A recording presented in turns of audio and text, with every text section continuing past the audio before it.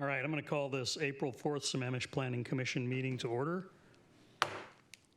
Welcome to April, everyone. Let's start out with roll call. John Bachman. Here. Ajay Chakrapani. Here. Mark Boffman, I'm here. Mike Bresco. Here. Hisham El-Kawad. Here. Syed Safavian. Here. And I think Sudha Sankara is on the Teams meeting. Hi, Sudha. You want to say you're here? Check the sound. I'm here. Great. It's working fine. Good. Next, let's do approval of this evening's agenda, which is a pretty simple agenda. Any comments on this evening's agenda? Good. We'll call the agenda approved by common consent. Next, approval of the minutes from March 21st. Anybody have any corrections or comments on the minutes from March 21st? Nope, no comments or corrections, so we'll call the minutes approved from the March 21st meeting. Next, we'll do non-agenda public comment, 3 minutes per person. So who wants to make non-agenda public comment? And tonight we're getting another look at the comprehensive plan. So if you want to talk about anything other than the comprehensive plan, now's the time.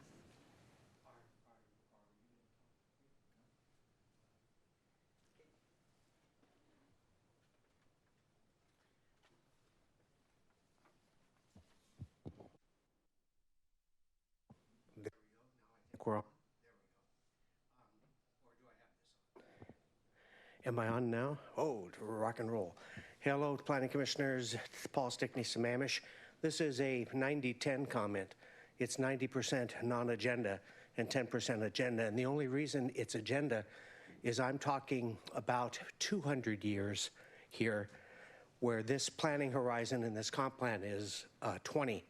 I'm looking back roughly 25 years to when our city incorporated, and I'm looking forward to what I'll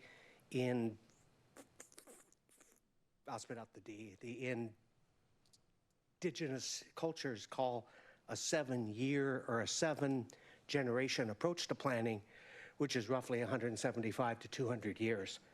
So with that in mind, with that span of time, I'm here to talk about 2 words, which is habitability and richer. 2 words that don't necessarily go together, sort of counterintuitive, but habitability, in my point of view, is what do you do to make your community habitable for life and future generations. I know legacy can be used looking back and forward. I'm using it looking forward. So we need to think about what's the right mix of habitats, which is housing as well as environment and everything else, the character, the whole works. I've asserted that the riches from getting habitability correct going forward for the long term far outweigh not doing it, in my opinion. But we haven't had this discussion as a community, so it will be a community decision. But I think it's really important to not just look at this for this comp plan cycle. This goes back, it goes forward. And as I've said a lot of times, it's not about what the numbers are to get habitability over a cycle of life and future generation correct and optimize the amount of community riches. It's what are the numbers that it will take to do that. I'll go back to a comment a couple of months ago. I don't think anybody wakes up and is upset that we are 93 million miles away from our sun. But at that point, we have liquid water. We're in a habitability zone. We're not lost in the number, we're looking at the effect. So we need to get the right numbers that generate the effect of long-term habitability for those that live here now and over time. This is a 200-year view, and what I believe to be significant upsides and riches from doing that. Appreciate the chance to speak. Thanks, Paul. Evan, do we have anybody on the meeting? Yep. If you have pre-registered to make a remote comment, please raise your hand. Mr. Eastman, I'll go ahead and promote you.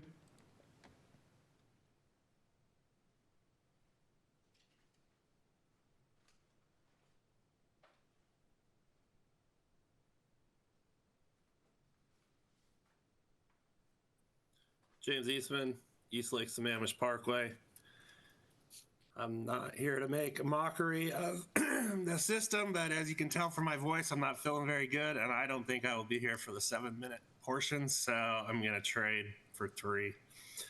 But with these plans, if you look at them, in general, looking at a whole level, they're full of lots of general concepts and words. I tried to search up some words to see how many times they appeared in the plan. I searched up sustain. That was in there 160 times. Climate was in there 129 times. Multimodal was way down to 21. And then I tried to narrow it in on some of the towns, maybe what I thought would be things they're focusing on. I searched up town center. That was in there 57 times. I could see why. It mentioned in 2003, we first thought it up. It's been 21 years and only a few hundred units in. So we obviously needed to make it more of a focus. So we upped that count to 57. But if you look at some of our best assets in the city, you look at the lake. I think the lake probably has billions of dollars in property value and enjoyment value to the city. That's in there 7 times. 6 of them are for environmental reasons. The other one is because the parkway is named the same way. I didn't see anything about recreation on the lake, views of the lake, getting to the lake. So that's a huge asset. Light rail, we pay about $1 billion of our taxes go to light rail for Sammamish residents. That was mentioned 2 times. Sammamish Trail, it's probably about a $30 million project plus the value of the land. We're talking, I don't know, maybe $500 million, $1 billion if you include the land value. That was mentioned 1 time. Tourism, that's the origin of our great city was for tourism. I mentioned that before with the resorts. That wasn't mentioned at all. So other than town center, I understand why it's in there so much, but with looking at my property and the things that it really can complement as far as being close to the lake, being close to light rail, being close to the trail, wanting to provide some tourism. These are all things that are sparsely mentioned in the comp plan. So I'm going to send some suggestions into the city, but I hope we have an open mind as far as making these things a priority. I think we probably have learned from the town center that to get these things even moving, we gotta specify them in our comp plan. So thanks for all your time. Thanks, James. Feel better? Thanks. Evan, anybody else? Yep, Ms. Victor, I'm going to go ahead and promote you to panelist.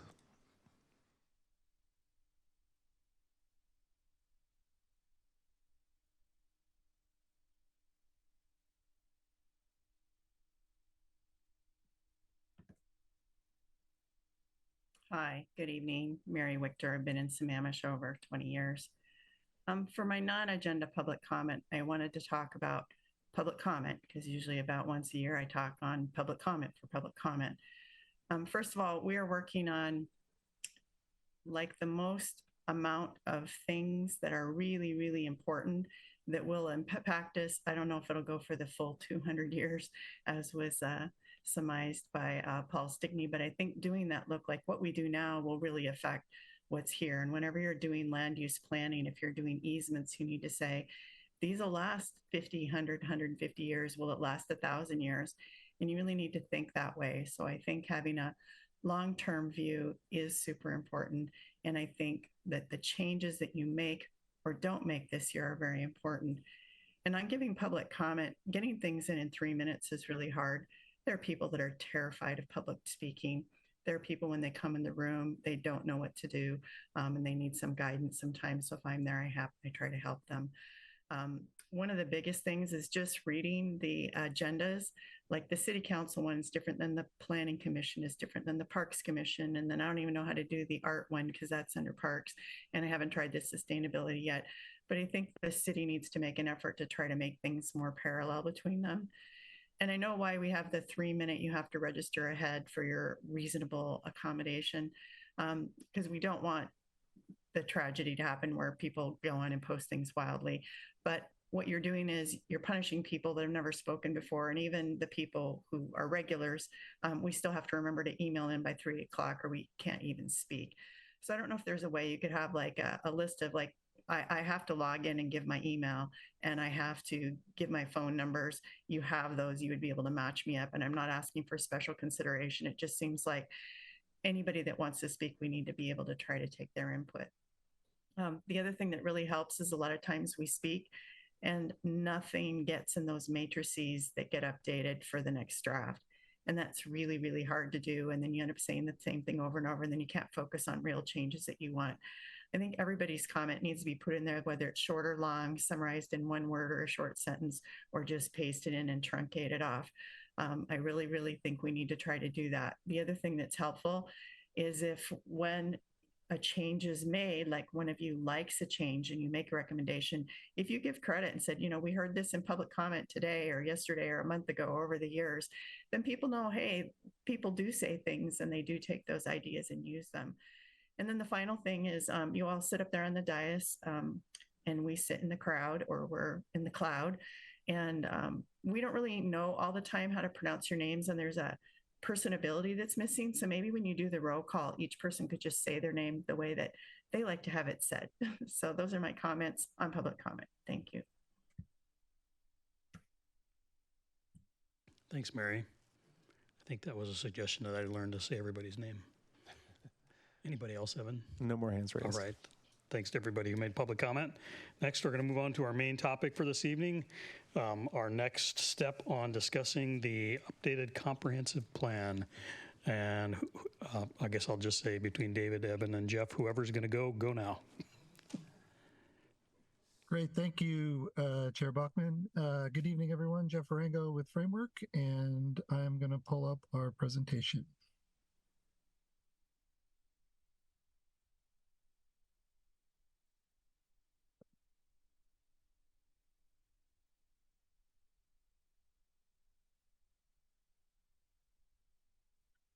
Okay. So the purpose of our meeting tonight is to review the feedback from the Planning Commission and have discussion about the current draft of the comprehensive plan. The review process that we're proposing to the Commission will include reviewing common themes from feedback, which is the subject of the presentation, discuss feedback by element. The Commission could consider up to maybe 20 minutes or so for each element, with the idea of dedicating about half the time to review elements on 4/4 tonight, and then the second half later on the 18th. So some of the overall themes identified by the Planning Commission in their review: align goals at a similarly high level. So I think there was a feeling that some goals might be overly specific. Consolidate redundant policies, and we'll show some examples here in a moment. Make policies more distinct, always a challenge in a comprehensive plan that's encompassing so much, so many topics, but trying to minimize crossover between goal elements, and then revisiting some of the graphic legibility as well. So on land use goals, there was a comment to perhaps present goals in priority order, and that's something we can take a look at. Land use goal 2, it was mentioned that the term walkable is used in the goal statement, but there's no associated strategies or policies that go with that. So we'll take another look at that. A suggestion to consider combining land use strategy 3 and 4. And you can see from the text on the screen that there are many similar components of that. And I think that's a good suggestion. Align strategies under land use 10 with inclusivity and diversity, or reword land use goal 10. And then the final theme was to tie environmental goals back to the people and economy dimensions, which are part of the vision statement, more strongly. On housing goals, there's a desire to consolidate goals into more clearly defined topic areas. And you can see that these 3 goals do share a lot of common terms, such as housing diversity in particular. And so I think there is an opportunity to refine those. keeping in mind that some of the language is specific to requirements from the region and from the county. So we'll just have to make sure that we're covering all the bases, but do concur that there's an opportunity to combine some of the language here. On the park and recreation goals, consider a more visionary goal to create and promote a trail network that would enhance Sammamish's natural environment and economic development. Could better serve to consolidate some of those policies as well within the parks and recreation element. Economic development goals, and this is a new element for the city. Think more broadly about the types of businesses Sammamish wants to attract. I do think that's an important consideration and one that is probably not as well defined as it could be. Add more strategies that address business affordability. And a note that the element is short compared to the other ones. Shoreline goals, it was acknowledged that the organization of goals and policies is different from other elements. And the reason for that is that the shoreline element really flows from the shoreline master program, which is ultimately a state law and has extensive requirements for how that gets put together. And so there needs to be a consistency with the shoreline element. So that was intentional to keep the same organization within this element. Capital facilities and utilities, which will combine the current capital facilities and utilities standalone elements.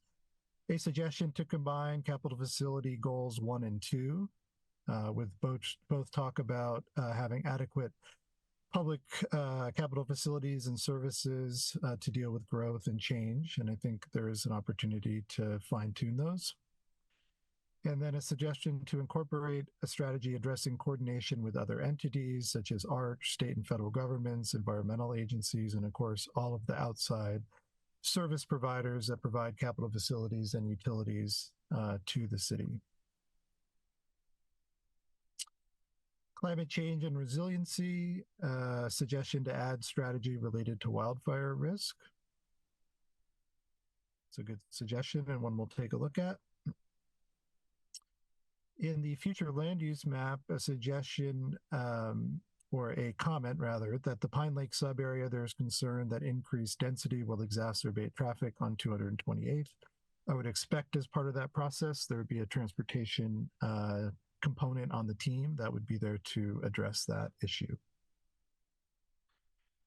And then finally, on the future land use map, a comment that the WUI map, which is the wildland urban interface, is not useful at the scale shown other than to delineate east and west.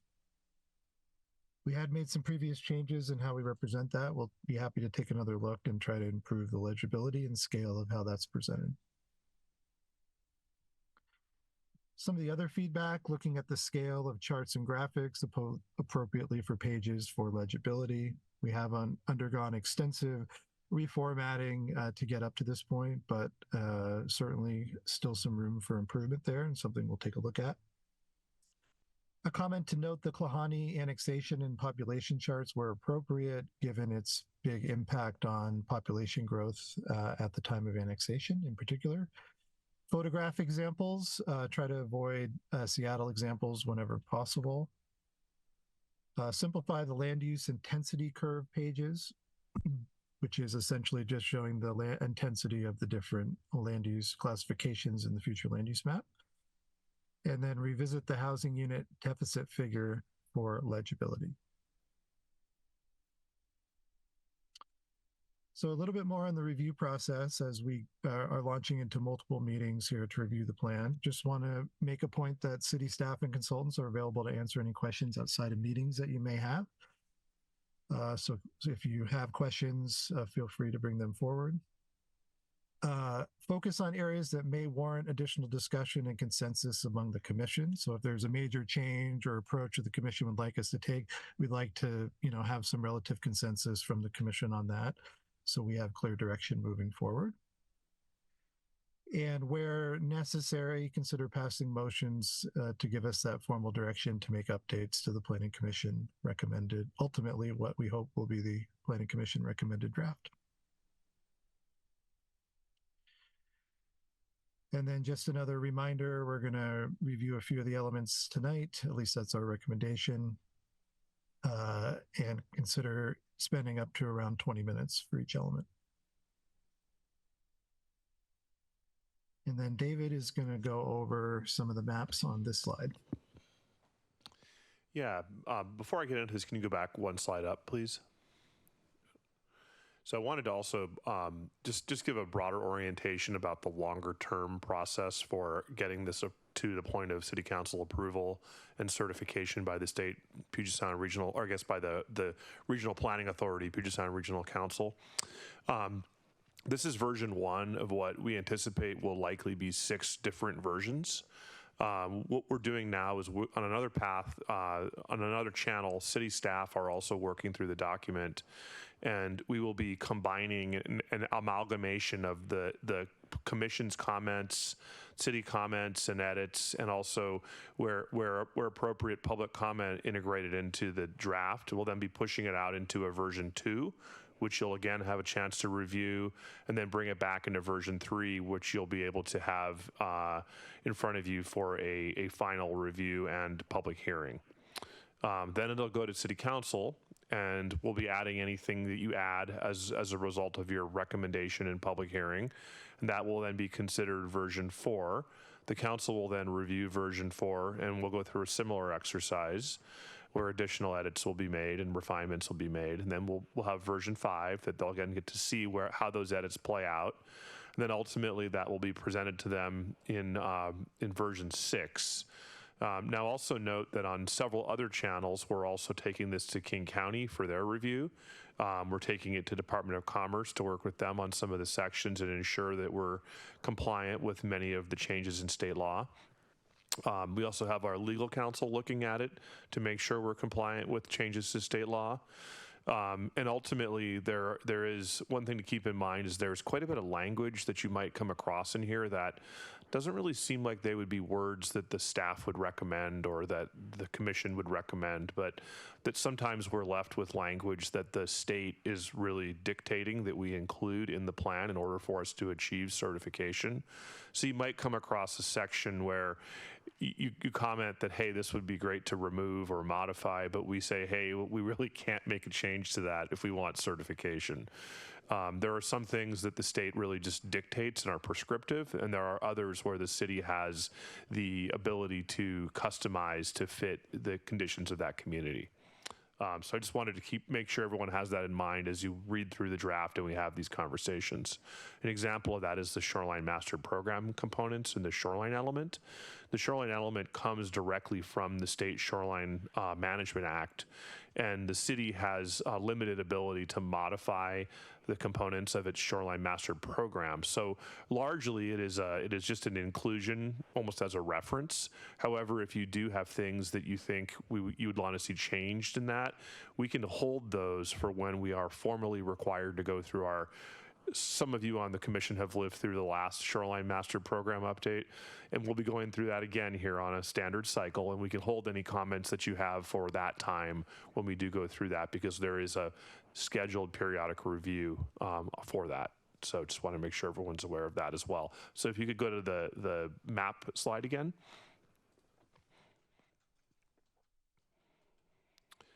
Moving to the maps, so one of the changes to the future, in addition to really a wholesale reboot of the city's future land use map to actually be a future land use map with some vision for how the city might build out over time, as compared to what we'd had in 2015 and prior, which was a static land use map. We have included an area, we've heard a lot over the years leading up to this exercise around middle housing and around the opportunity for additional supply of market delivered, market built middle housing. There aren't many places in the city where you could place middle housing based on current development conditions, redevelopability of parcels, et cetera.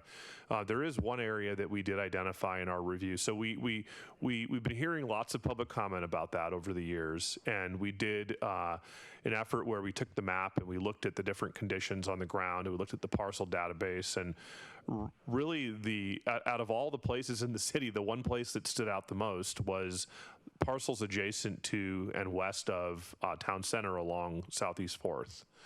So what we did was we included those as a proposal and as part of the draft future land use map for a cluster of parcels that are considered to be highly redevelopable, whereby you might find the placement of townhomes or duplexes appropriate. So really a place where the market could provide market-built middle housing. Now, one of the other things that's attractive about this area is that there's a newly built road established. There's water and sewer mains that have recently been built. The lots are generally flat, and the lots are largely characterized by what we would call teardown stock, meaning that the homes that are on those lots are not necessarily considered to the point where they would not be torn down. When you look at the ratio of land value to improvement value, the ratio is favorable to redevelopment. So we did include this for your consideration. What this means basically is that if this future land use map change was made, whereby these parcels were included as urban residential as opposed to neighborhood residential, over time, the property owners could come in and pursue rezones of the property, and the rezones could ultimately lead to a change from what they currently are zoned as R1, which is the city's lowest land use designation, just keep that in mind, lowest zoning designation, to R12 or R18 under urban residential. So that's quite a jump. I want to recognize that. It's not lost on us that is a big jump. However, given the character of these properties, the location of these properties, the current condition, and the fact that we've been hearing about the need for more opportunity for market-built affordable or market-built middle housing in the city, this was one area we thought would be an opportunity to consider. We've heard public comment on this, and we've heard that there could be some significant impacts related to redevelopment of this area with larger buildings. Keep in mind that the R12 and R18 zoning controls allow for up to 60-foot buildings. So those are quite tall. So there's a few options that the commission has here when you're looking through this and discussing this. And one is to do nothing at all, to take it off. We don't need it to be compliant with our housing targets. We don't need it for certification from PSRC. This is really an enhancement. It's an add-on that would allow for some additional market-built middle housing supply. So you don't have to do anything. The second option would be to keep it as it's shown. And over time, allow this area to get rezoned and built out. Who knows how quickly it would happen based on the number of calls we receive about these properties and have been receiving for years. It would probably happen fairly quickly. These properties are what we call ripe for redevelopment. So if you didn't take action and didn't do this, then these properties would likely be built out with a standard R1 subdivision. So you'd end up with more of what we have already in the city. Another option would be to shrink the polygon, if you will, the green line on the map, pull that in and provide some sort of a additional space around the existing or the neighborhood residential. So it would be to add somewhat of a buffer to the south, to the west, and to the north. And what that would do is it would allow the development of neighborhood residential form of development around the perimeter of that, and then the core of that, which is more largely aligned with Fourth, would allow for higher density to go in place. So that's one option. There's multiple options to look at here, including the no action option. So I just want to make sure that you're aware of that we have heard from the public on this. We have done some outreach. We've also pushed out a letter to all the affected property owners and everybody within 1,000 feet of the property. We have information on our website. A letter and a policy analysis has been sent to City Council. They're aware of that.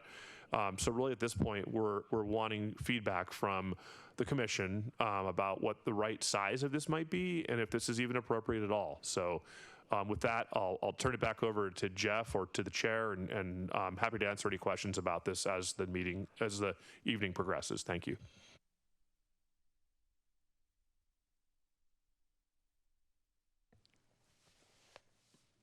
Okay, thanks, David. That's the conclusion of our presentation, and I think we can start having our discussions about the review. So I'll turn it back over to the chair. Okay, thanks. I wanted to ask, before we get going here, maybe this is Jeff, maybe if I could ask you, well, first let me say thanks to the commissioners who put comments on the tool. I'm not sure I could pronounce it right, Canobio. I got most of the way through. It takes some time, and I think those comments were pretty valuable. But actually, I'd like to hear maybe from you, Jeff, is the feedback that we've been given, is the comments we've been given the right idea, the right level of usefulness? Are we focusing on the right things so far? Because we're going to have more to do. And then I guess my second question is a little bit for you, maybe for David and Evan too. What constitutes something that you feel like could be an example of what we need to take action via a motion? So kind of where is that line on the gauge where things turn from yellow to red and we need to be more formal about it? So sorry, I blended those two things together. Is the feedback useful? Should we be doing something else? And then, what's the line where we should be starting to make a motion instead of just commenting? Yeah, good question. I would say on the first question, definite yes. I feel like all of the feedback we've gotten has been useful and at the right level. We're sort of in the thick of it. And I think just even having some fresh eyes and perspective has really come through in the comments. So there's nothing that I look and say, oh, wow, they were way off base on that. Or, we should, disagree about that comment or whatnot. So I think the comments were pretty spot on. The second question is a little more difficult to answer. I would say, if it's a major change, what I would describe as like removing a goal or significantly changing something, or in the course of discussions, if there just is, some difference of opinion that just needs to walk it through or talk it through and make a motion, I think that would be wise to do. And I think we can help as you're having discussions, offer recommendations for when, hey, that's not clear. Could we get a motion on this or something? But I suspect it won't, we won't have too many of those moments, but yeah. So hopefully that helped answer your question. Yeah, great. Thank you. I can add to that. I agree with everything Jeff said, but I'd also add that if you were proposing to remove a goal or remove a policy, that would warrant a vote, really. I would say that if you are modifying a goal or a policy that obligates the city down a path that, and we'll flag these, that we may want to talk about more, because there are instances when changing the language in a goal or policy will change the way in which it is ultimately implemented and the direction the city takes. So we'll make sure to flag those for you. I also want to make sure to highlight that we've been working on this for several years. We've had a lot of meetings with the public, with the commission, with the council. Many of these topics have been thoroughly evaluated, so they shouldn't be new. We've also had joint meetings with the commissions and council and weekday workshop meetings, and there's been quite a bit of work put into this. So if something is out of place, we're going to want to understand why. If there's something that you haven't seen before, obviously yes, but many of the topics we're dealing with here have been thoroughly discussed over the years. Okay, I think that's helpful. So I'm gonna just look for a little bit of head nodding here. I'm gonna suggest that we kind of tackle this as was proposed and do it in kind of chunks. I don't know the 20 minutes, let's see how it goes. I think when I look at this, maybe land use will require a little bit more than that. So I'm not necessarily going to set a timer for that one, but we'll watch it and see and try to get through them. The other thing I'd like to propose is, and this I'm very open to, but maybe what we should do is try to talk about the land use element in the general sense, and then get to this future land use map modification as kind of the last thing on the land use discussion, because I think both of those things have importance, and I don't want one to overtake the other, and I also don't want to get things where we focus on one and miss out on the other. So I'm totally open to how we want to do it, but maybe we could do the land use element first and then circle back to the land use map. Okay, nobody's throwing pitchforks at me, so I think that's how we're going to go. So let's start out with the land use element. I'm just going to open it up to people who have comments or questions based on your review or any of the feedback that you've heard. John, go ahead. I'm on the end. I'm also the kid at school that always turned his homework in late. So I have a couple pages of notes, but I'm not going to go through those. I'll type those up and give them to Evan. Like Mark said, I wanted to thank Hashim, Mark, and Mike for taking the time to get through that heavy lift of a document and make comments. And the land use, of course, is among the most weighty of all of the elements of the comp plan, and perhaps impactful. So I don't want to talk about all the little changes about adding a key for golf and stuff like that. I had a couple specific questions. In land use element 6.1.b, it mentions preservation of view corridors. And before the meeting, I was talking to David about the urban forest management plan, and perhaps view corridors is in the urban forest management plan, but it's so generic in here that it feels a little dangerous. You know, does that mean I can go out in my backyard and I've got make a great view of Lake Washington? So it's more of an open question.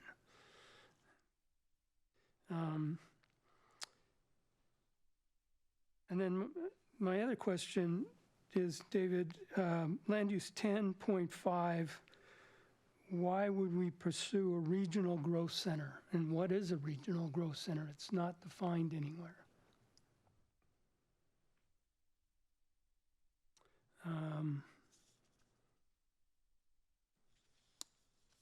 That's it for land use. I think it'd be appropriate for me to make sort of my big comment, ask, and this is really out of the box, and Jeff, maybe you've seen it somewhere else, but one of the things as you go through this, and James Eastman kind of mentioned this with his word search, is huge number of these components across the elements relate to each other, but there's so many you can't remember, well, exactly how did this transportation and this parks element match up? Is there you've got everything nicely numbered and broken down into chapters. Could we find an intern or something that could create a database relation that, oh, I want to look at all of the other elements throughout the plan that relate to neighborhood connectivity, because it lands in maybe half the element chapters, but I can't remember or keep them all straight. Are they all in sync? I don't know. So that's sort of my big ask. I'm not, it's probably a little over the top, but I think it could be helpful. Other than that, I support all the comments that have been made so far. Thank you. Would you like me to respond? Yeah, go ahead. Yeah, so with regard to view corridors, I think that's a holdover from the prior version. Again, this is an update. In our version, we propose deleting it. We do not have a view management program. My experience with view management programs is they are horrific to administer and nobody wins. I think if you go back to my early years in Shoreline with Innis Arden, the Innis Arden community, and the tree deal, the challenges between neighbors and trees and views is extreme. So I would tend to steer away from that. With regard to the regional growth center, that is something that would bring, if you were to provide a very concentrated strategic area of growth, which could be the sub areas, that would enable you as a city to receive additional funding, and there would be additional opportunities for multifamily tax exemption programs and other benefits that come along with that type of designation. We might want to modify that one to say, evaluate and, if appropriate, pursue designation as a regional growth center. That might be a better fit if that would be okay with you.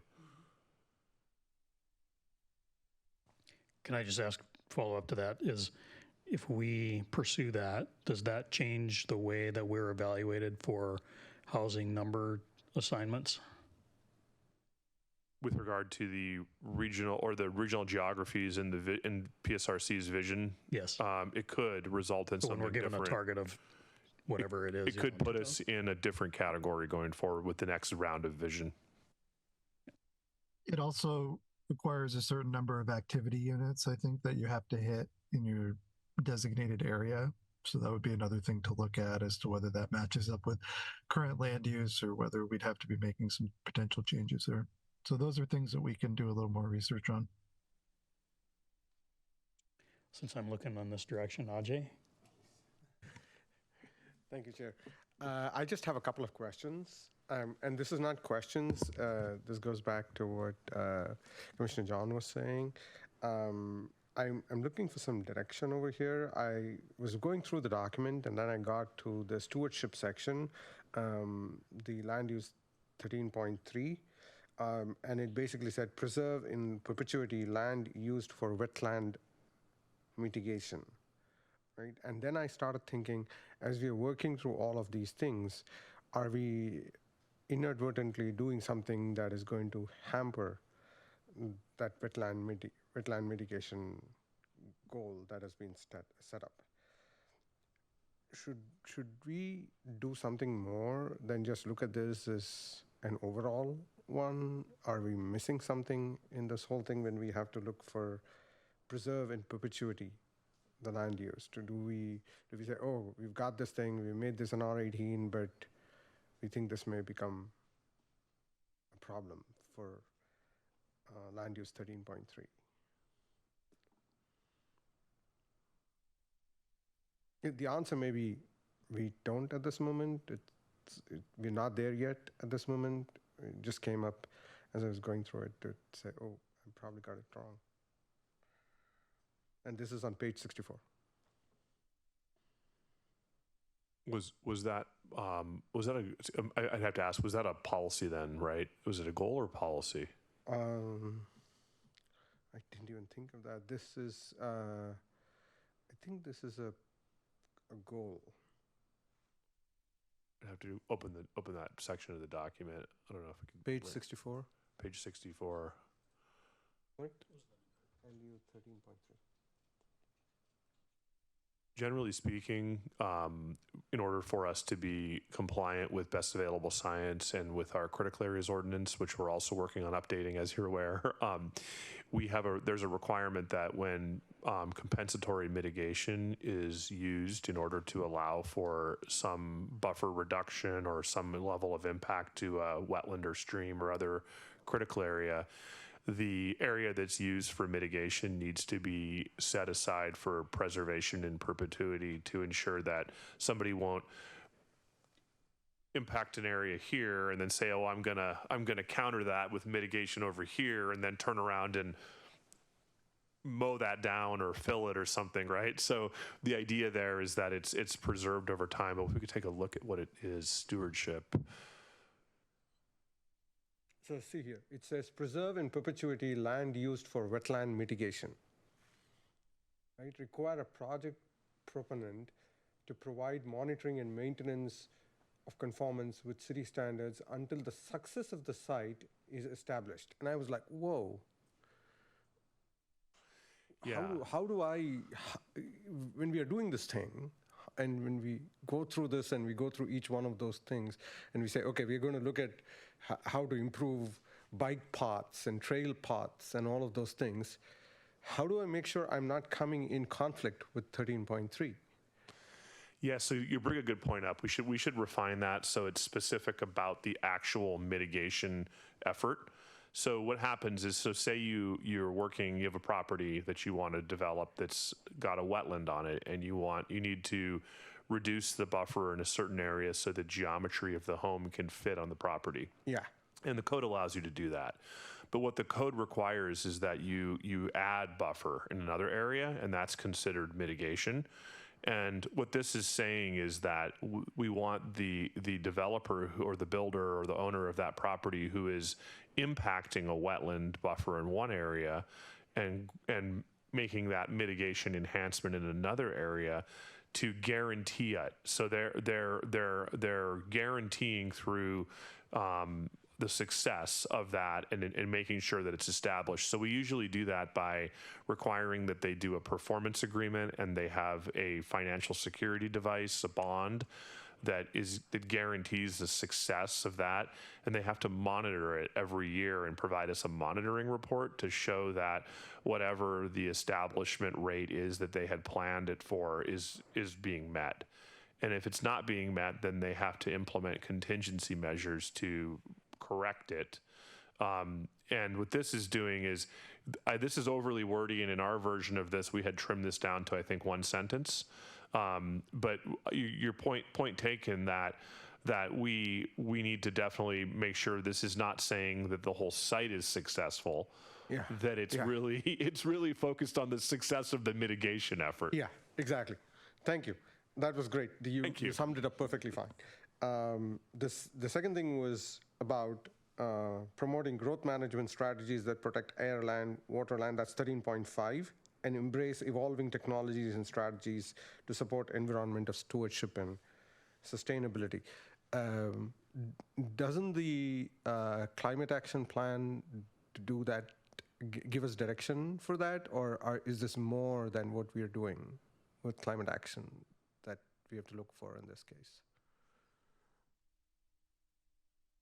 And this is 13.5 and 13.6. So yeah, the climate action plan does take care of those, and there is overlap with that. I would say this is a real high level. The climate action plan really directs implementation.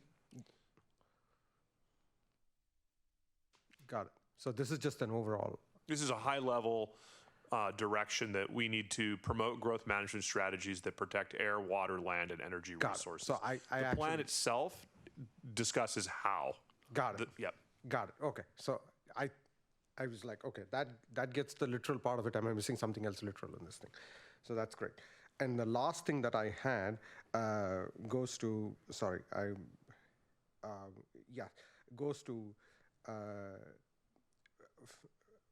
15.6, and this was on surface water management. That's just in the next page. And that was to continue to provide special attention to proper siting and maintenance of existing septic systems. Educate septic users and owners as to proper maintenance of septic systems. Are we doing that? Are we actually finding out these are septic systems and we'll get them and work that up, or is that also something that we have to? Yeah, so we, in our version of this, we had changed that to collaborate with the King County Public Health Authority to work with property owners to so on and so forth, right? Because the city is not the authority over septic systems. Got it. Yeah. But we did receive public comment this evening, written public comment about the importance of needing to have a stance on septics, and I think we're going to take that back and look at this and see how we can strengthen our stance on septic systems, because I think that is an issue that the city has faced in a conversation we've heard over the years. Yeah. Got it. Perfect. Thank you. Those are the only 2 points. Thanks a lot. Sudha, I'm going to call on you, and so I don't forget and go around the dais here. Do you have any comments on this section or questions? I don't have any comments, Chair. Thank you. Great, thanks. Mike? My turn. Well, first off, Jeff and team, the way you summarized the comments that were made looked great. Caught the essence in a relatively few number of bullet points on each of the slides, so I appreciate that. I have a comment, I guess, overarching, not just on the land use, which we're focused on, which is, and this is similar to what John had said earlier. It's hard when you take a look at all of this, how it fits together. And I found myself almost wanting, and it could be part of that whole theme section early on like what we're envisioning all of this stuff resulting in over time. And it's kind of there, but it's just not like, doesn't hit you in the face. And then, the strategies and goals are more the detail around how we'll get there. So food for thought that I hadn't thought about until just preparing for this meeting. Beyond that, I think I'd hold any other comments to when we get into the specific future land use map. So, thank you. Hey, Sean. Okay. Syed? David, as you recall, I sent a series of questions and I appreciated the response to those questions. I want to go back to one of them, and that is my question about that. Why don't we spread the housing affordability needs, not necessarily concentrating on the town center, but the other areas? And your response was that, well, in a way, I'm kind of paraphrasing what you said, that at this point we are not doing the other areas, right, the town center. Therefore, you're not making any recommendation or commitment as far as how we can spread the affordable housing. Can you elaborate on that a little bit more? Are we locked in as far as affordable housing has to be in a town center? So, it's a very complex topic, the housing component, right? So I want to keep and remind everyone that there are several numbers that you see in the plan. The first number is the city's capacity, the current zone capacity that was based on 2019 snapshot following the King County process to calculate capacity, right? That's one number. There's another number, which is the city's growth target. And the city's growth target is largely based on the capacity, but it's also a political process. And that is the growth target that was set through the growth caucus group setting, which King County was the one who chaired all those meetings. And we met with our cohort of cities in the cities and towns category. There's 19 cities in the cities and towns category. And we came up with our share of the cities and towns regional geography group share of the region's share of the statewide forecasted growth, right? That's the growth target, 2,100 units.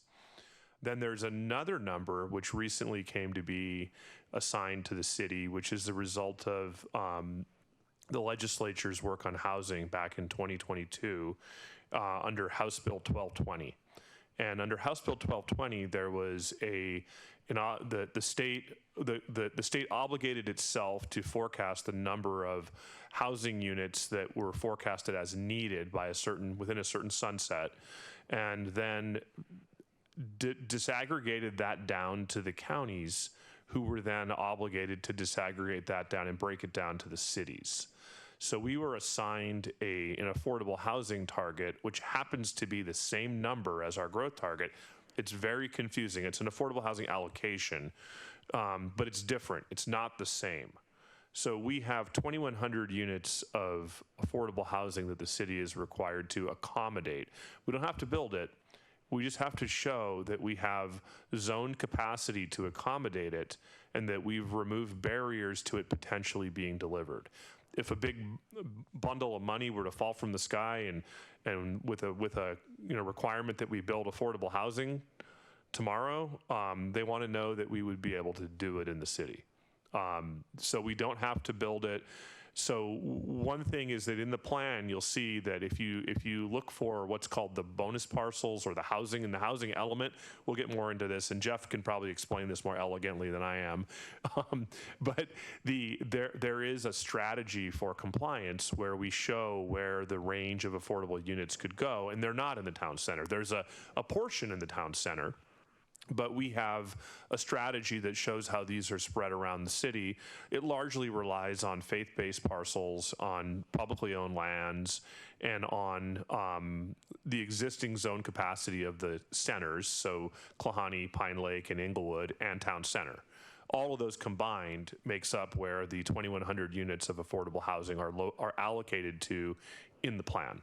So what is the percentage, at this point, what is the percentage of affordable housing in Town Center of the total, of the 2,100? We can come back with that number. I don't have it off the top of my head. It's in the plan. There's a graphic that even shows it. So there's a section, I think it's in the housing section, that talks about it, and it breaks down where those units are going, and there's a map with arrows that show where they're being allocated to. But in one of your answer to one of my question was that, in a way, that you said that if you make changes, in a way, I'm paraphrasing what you said, that that requires downzoning of the town center away from what has been proposed as far as the land use. Is that correct?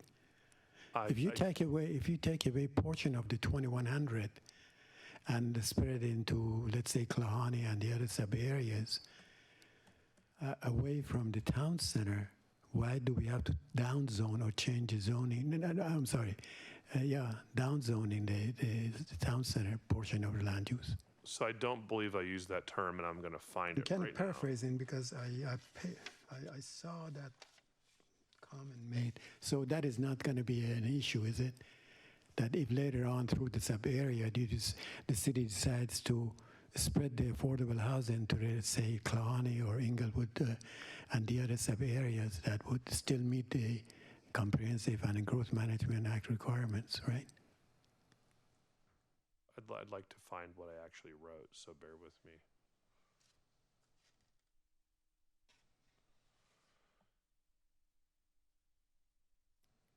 Anyway, you can get back to it later on. The other question that I have, I believe that Mr. Chairman brought it up, and that is the buffer zone.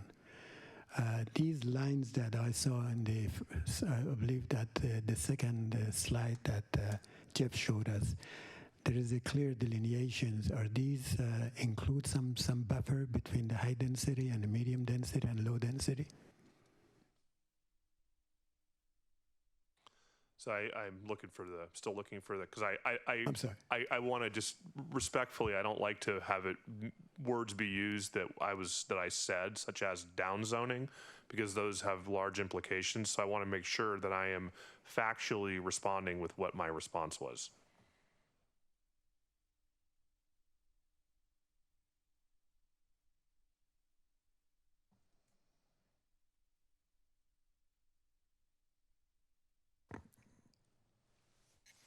I actually have a question that's more for Jeff. So maybe I'll let David look at his laptop for a minute while we, if I can just do that. Jeff, one of the things I was thinking about, and this is more overarching, is in the old days with the comprehensive plan, and by old days I mean 7 years ago, we used to get the comprehensive plan in a 3-ring binder, and actually I think it was even 2 3-ring binders. And so the formatting of the plan was very much designed around that, right? That people were going to have it sitting on their desk, and they were going to flip through a 3-ring binder and read it that way. And I guess one of my questions that I've been thinking about is, and it gets a little bit back to what John was saying, how is this intended to be used? I mean, I jumped to the conclusion, well, it's going to be a PDF type document that's then gets translated into the website version that people are going to scroll through. But is that really, is that how it's intended to be used? And is that the right way for it to be used? Because these days, people don't even, they're looking at their phone half the time for this kind of stuff. Yeah. And it makes me think, well, should there be more of a 3-dimensional thought process here with some hyperlinks and, create something that somebody could use in a more dynamic environment instead of the old thought process, which is page by page, and you have a table of contents. And I'm not saying those are the wrong things, but are we doing something to make this usable for the next, 5 or 10 years when people are using these things differently? Yeah, it's a really good question. So, because the comp plan is such a legalistic document that's required to satisfy a number of requirements, we have typically done a print version similar to the format that you have it in right now to satisfy that requirement.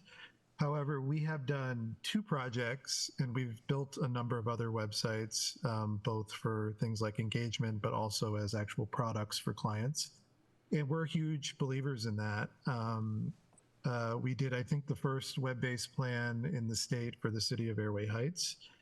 And they do have a print version. It's relatively simple, but most people use the web-based version. It's available, on your phone and reformats to a mobile device very well. You can add a little app-like looking link on your phone with a little icon to make it look like it's an actual app. And it solves a lot of the problems that were described earlier, which is really hard to see the connections between certain sections when it's just in a print document. And the way that I would envision it going forward is, when the city's considering an action on a regulation or some other direction and it wants to use the comp plan as guidance, being able to pull it up on a tablet or a phone and not have to navigate through a PDF, which is really pretty cumbersome. I think there's a huge benefit in that. And one of the best benefits that I see is being able to take all of the goals and policies and put it in essentially a web-based kind of database that is easily searchable, that can be organized based on certain topics or tags. And so it becomes a much more useful tool in that way. There are some other simpler ways of doing that. I mean, you could simply, and we could do this, take all of the goals and policies and put it in one document. So you can kind of get the flow and the relationship a little bit better. It would be called, it could be an appendix to the plan or something like that. There's probably some standalone kind of database tools that are searchable that you could also use. But that is to say that we've really tried to be at the forefront of trying to think about how to communicate plans so that they're more usable and have more of their intended effect. So with that in mind, we're happy to explore options, whether that's creating better linked content within the comp plan, as you suggested, or perhaps a web-based version that could take it even a step further. So yeah, I completely am very receptive to that feedback, and we'd be happy to take other input in that regard. I think anything that makes it more accessible to the average person is a good idea. I'm sure there's probably costs associated with that and time, but I would definitely advocate for considering that in the long run. Okay, back to... Sorry, go ahead, Jeff. I was just going to say, we did have that initially in our scope. I think it remains to be seen, but I would just say that the cost of producing websites has come down significantly from what it used to be. So, yep. David, did you find what you were looking for? We found it after some time searching. So the questions here, the question was, wouldn't it make more sense to spread the high density and affordable housing needs among all these areas, the centers, the Pine Lake, Klahanie, Inglewood, instead of concentrating those uses at the town center? And the answer was, we do not envision a change in the town center whereby the current planned and allowed density or intensity of residential and commercial is reduced. To say it another way, we are not working on any proposal or concept where town center is downzoned, or where the number of units or commercial space is diminished. And the concept here is that so to be clear, in the comp plan, we are not making any proposal to increase the density or capacity of the town center. There is no such proposal included in this comprehensive plan, nor are we proposing to increase the density or capacity of the centers. So what instead this does is it shows how the city's future might play out. If we do need additional capacity going forward, we could take one of these centers, these sub areas, and do proper planning and bring that sub area online and actualize it through zoning And that really is where the future of the city lies, is there's a lot of opportunity with existing asphalt, existing underdeveloped parcels that would be easy to redevelop into something that is more of a mixed use type environment. So a follow-up, I appreciate the explanation. Follow-up question is that, do you see any problem of going through allocation? Let's say, okay, for the town center, we allocate X percentage of that 2,100. For the Klahani, X percentage. Is that something possible that you can look into? We have that in there, but the challenge with allocation is it's just that. It's just a plan. It doesn't mean that there's a ceiling. That if that allocation doesn't hold true, that we have to stop development in one area. Really, it's just looking at the capacity and where things might go. That's really the only task that we have, is to show where it could go. It doesn't mean that we have to guarantee it will go there, or that we are limiting it if it exceeds that amount or doesn't come true to that. It doesn't actually add up to that amount.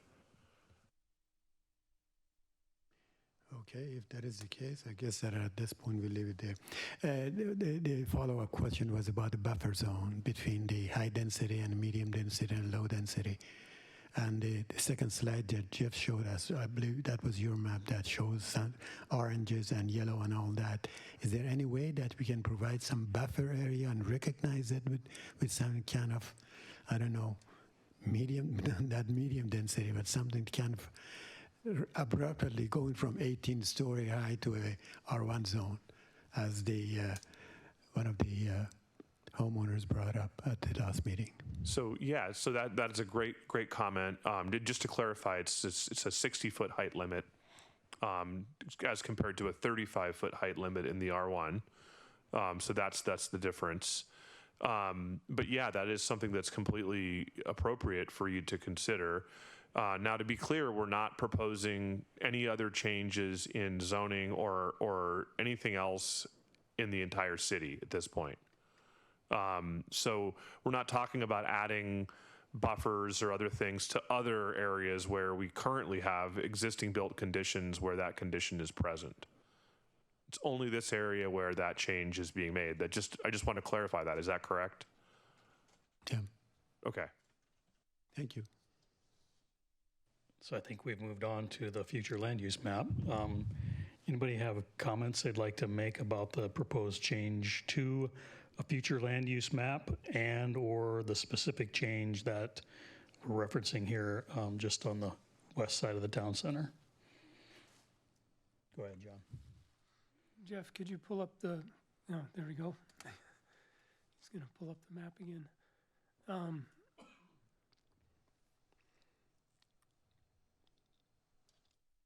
First of all,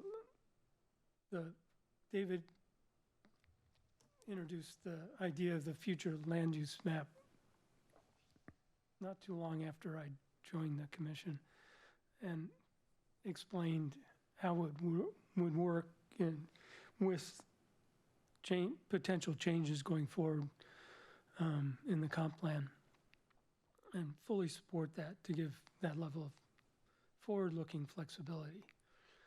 That said, identifying this particular area that's west of the town center in the future land use map, of course, is fraught with all sorts of issues. I can remember when the town center overlay went in and it affected family friends that ultimately sold and moved out.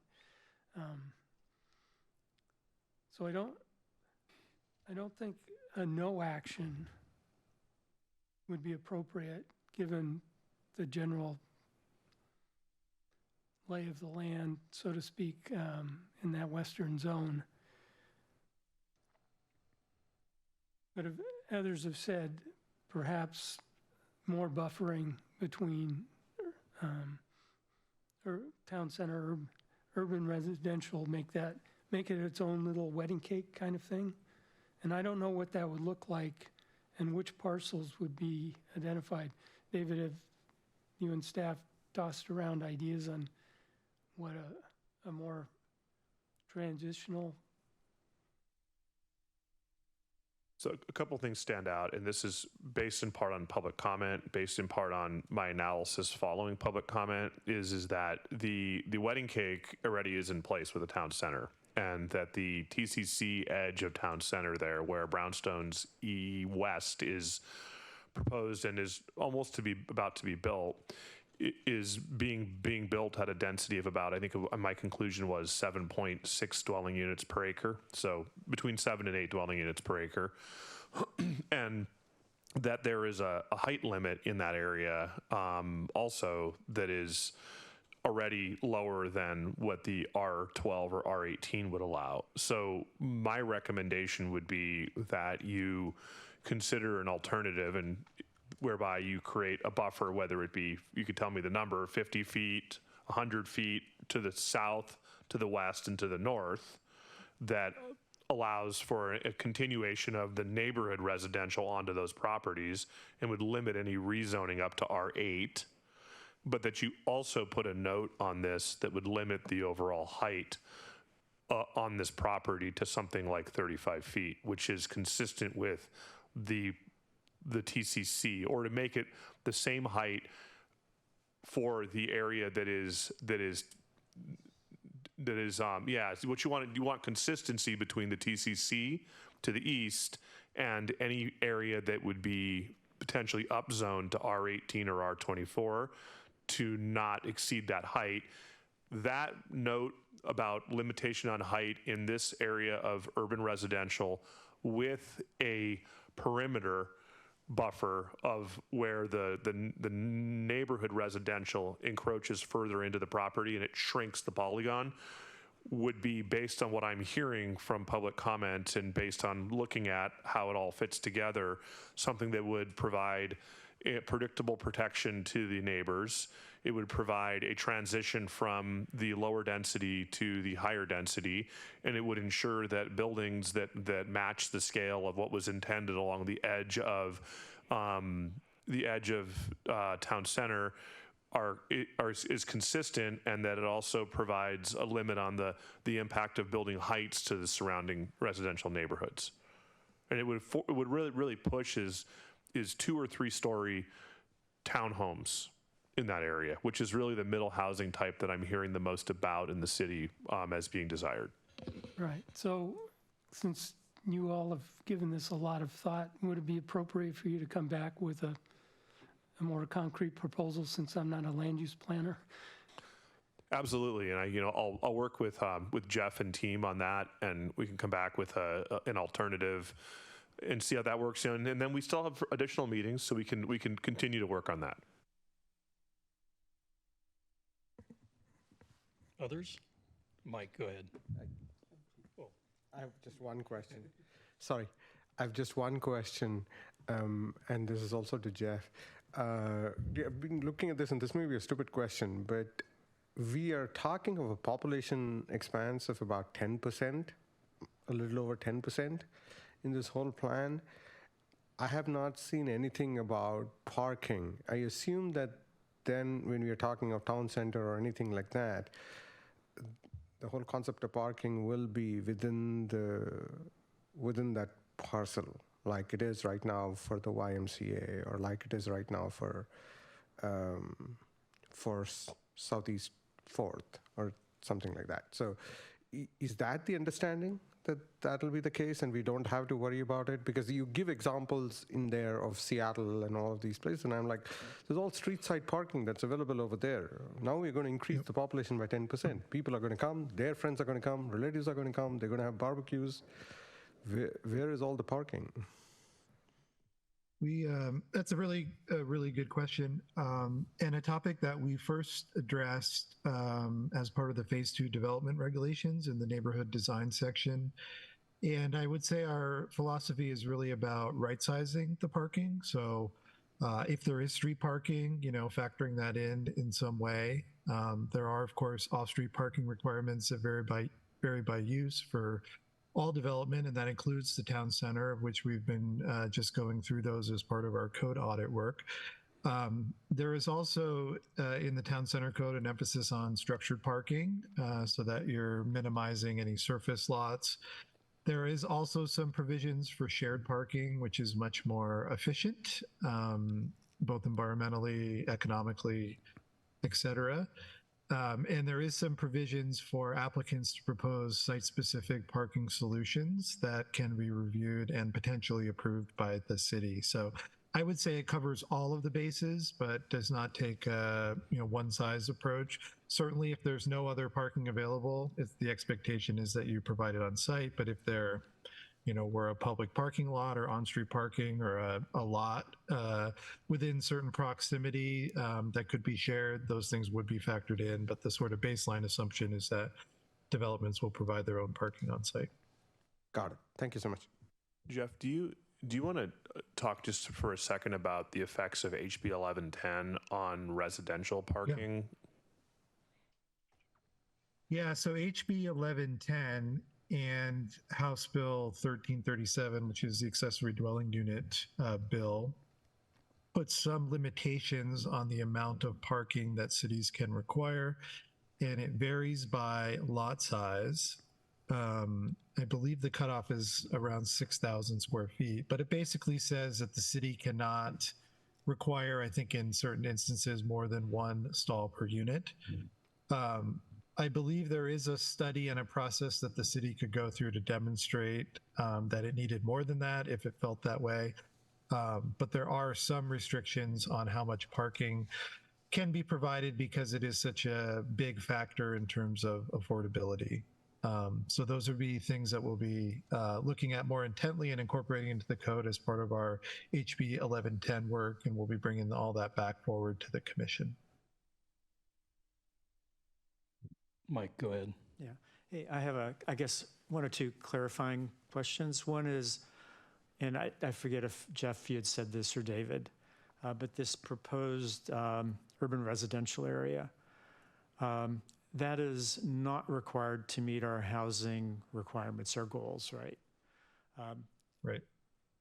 But as you looked across the whole city, it's one of the it is the only area, I think is what you said, that could be allocated this way to provide some of that additional capacity. Is that also correct? That is ready to be, it's primed, if you will. Primed. And also where we recognize that we have a lot of developers calling about these parcels. They have been for years. Like I said, we've been in moratoriums. We've had other issues with moratoriums on sewer connections, various things. And I think that there are a couple different alternatives. One is that we remove it, and then I am certain that we will see a traditional subdivision infill this area very quickly. Or we find a way to make a change whereby we could see some additional middle housing be brought, market middle housing brought online, which is something I hear a lot about from the likes of Mr. Stickney here and others, where we're hearing routinely that we need more supply for property that could produce market-built middle housing. And this is one area of opportunity. It's walkable. It will be walkable. It'll be near areas serviced by transit when more transit is brought online. We just finished our transit plan with the council, so we have plans for that. And it's near park amenities. It's a flat lots, well situated, with existing infrastructure in place. So if you were to think about all the factors that would go into where you would want to put middle housing, this is an area that's primed for it. I have to say, that not the challenge is that it abuts R1 immediately to the south. And that, I think, is what this commission is asking if we can address, and what the public comment that we've received is asking if we can address. Yeah, well, that was great. And just also for clarification, so what's inhibiting that traditional subdivision or development that is right now? There's moratoriums or whatever. That's the other part that, like, what's keeping the development from happening right now? We had been through several moratoriums. It's also the development regs phase 2 update resulted in fewer subdivisions because geometry is a lot harder to make work. It might also be, and I'm speculating here, but it might be that it's hard to make an assemblage work based on the values that you would get from an R1 subdivision development. An assemblage might be easier to pull together if you were to see a higher density be allowed in that location. So it is hard to, to one-off these lots into an R1 division. It doesn't really make sense. Okay. So that's also holding it up. There's a few factors you might see. I know the properties to the north of 4th that are shown, I think, as R4. We actually have some development proposals in the door that aren't applied for, but that are going through pre-app review, right? Preliminary screening, if you will. So, those might change if this does get moved to something where you could see R12 or R18 put on those properties. And just a couple others, and the answers can be pretty quick. So if this change is made with appropriate buffers and so forth, how long would it take before we start to see proposals and potential development being able to be put in place? So we have received inquiries from developers who are interested, who have been following our comprehensive plan update process. The interesting thing about the development community is that they do follow along pretty closely with every city's comprehensive plan update. Master Builders follows. We have developers who actually have entitlement officers who follow along just to see where the opportunities exist. And they have been following, and I have received questions about these parcels as part of that process as well. Okay, so fairly quickly, potentially. Yeah, to answer the question, couple yes, years, I could see it happening in anywhere from 2 to 5 years. Okay, so one last, then this is more comment, but if you take a look at existing land use map and all of the detail and all the color coding and the future, which we all looked at and said, oh, this is a little bit more understandable, easier to get our hands around, which is great. The challenge is that then it's hard to show where there are these kinds of transitions. It's not as refined. So what I heard earlier was that there's a possibility of coming back to us with a proposal that would have a reasonable buffer, because I think it's essential. In so much of the work that we've done, there's been discussion about scale, and we're talking about building codes and so forth, kind of right sizing in the right ways. And that's also a community requirement, as much as I've heard actually a lot about the middle housing and affordability and so forth. So I'd really urge you to be able to come back with something that would be really acceptable to the people that are abutting that proposed area. So. But thanks for all those clarifications. I think it helps to put that all into context and how it all fits together. Thank you. Thank you. Sham? Well, I agree with the comments that were shared by Mike and John and AJ about the parcels we're talking about. If I look at this from a higher level, we are all sitting here to serve our community. And when I say to serve our community, I'm thinking about current community and future community, and that's why we are all here to figure out how we can accommodate future people, future residents to come and join us in this beautiful city here. But at the same time, I care honestly more about the people who currently live here, the people who spent a lot of their years, a lot of time in this city here. They were essentials to making it the way it is today. And the couple I'm looking at there, they spent 18 years of their life here, and their home is not just a home. This is their life. And if we allow developers to do R18, that will hurt them and will hurt a bunch of other people around them. And I personally believe we should not allow developers to do such a thing. There should never be going from R1 to R18. It should be a very smooth transition. And again, I'm not a planning person. I will be looking for planning people to come back with a plan that transitions very smoothly to accommodate existing residents, people who live here, and the future ones. Townhomes might be the solution, or I'm inclined to say, leave it the way it is. There will always be people who are interested in living in older homes. my wife likes older homes. She does not like newer ones. So if you give her a new one today, she won't take it. She will take the older one. So there will always be people who will like those older homes. So maybe just leave them the way they are and make that the buffer to the townhome. And especially knowing we do not need to do it. So there's no reason for us to do that. And again, I go back. You said developers, they keep calling. The moment they see a crack, yeah, I mean, that's what they do for a living. They want to build to make money, and we're not in that business. We're in the business of serving people here. So those are just my... Can I ask Sudha if you got anything on this future land use map or this topic?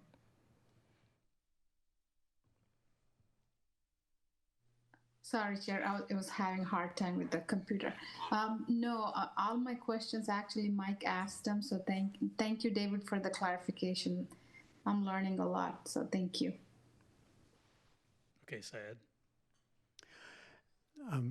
That question, first of all, I'm going to ask David. As you probably know, the land use and the transport. I know that we're not supposed to talk about transportation, and that is not the subject of discussion tonight. But as you know, transportation and the land use is a chicken and egg situation. In my opinion, being in the transportation field for over 25 years, I've always recognized that the land use actually is the critical element of developing or making the transportation system works. As you already mentioned, the council has already approved the transportation master plan and a transit plan, even though that we are so behind as far as the land use. So question to Jeff, to you and David, who is developing the transportation plan? Was developing, was the city, Jeff was involved? Yeah, so just a point of clarification, the city council recently approved the transit plan, right? That was the one that went through council. I think just a couple of weeks ago it was approved. Yes. The transportation master plan, however, is still pending, and actually this commission will be hearing about that, I think, in June. May 16th of the follow-up meeting in June, and then a public hearing in July. Yeah, so we still have quite a bit of time to talk about the transportation master plan.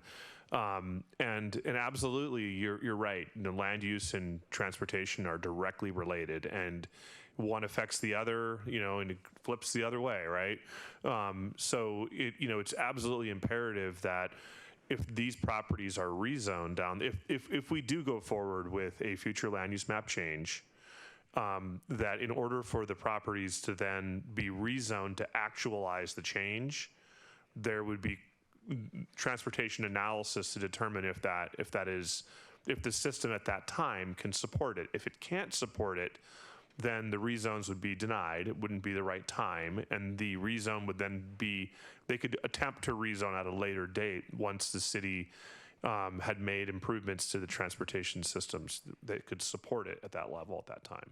Or vice versa, that if the land use is developed to the point that the transportation folks, they can take over and adjust or change the capacity of the network to accommodate the proposed land use. That's another way of looking at it. Absolutely, and one of the things we've heard with the transit planning, and just from our transit agencies, is that in order to see an increase in transit, you need ridership. In order to see ridership, you need walkability. In order to get walkability, you need proximity. So they all kind of work hand in hand. So again, that's why one of the reasons why these parcels came up as potentials to see a change in land use designation, because it is within proximity, walkable proximity of increases in future transit service.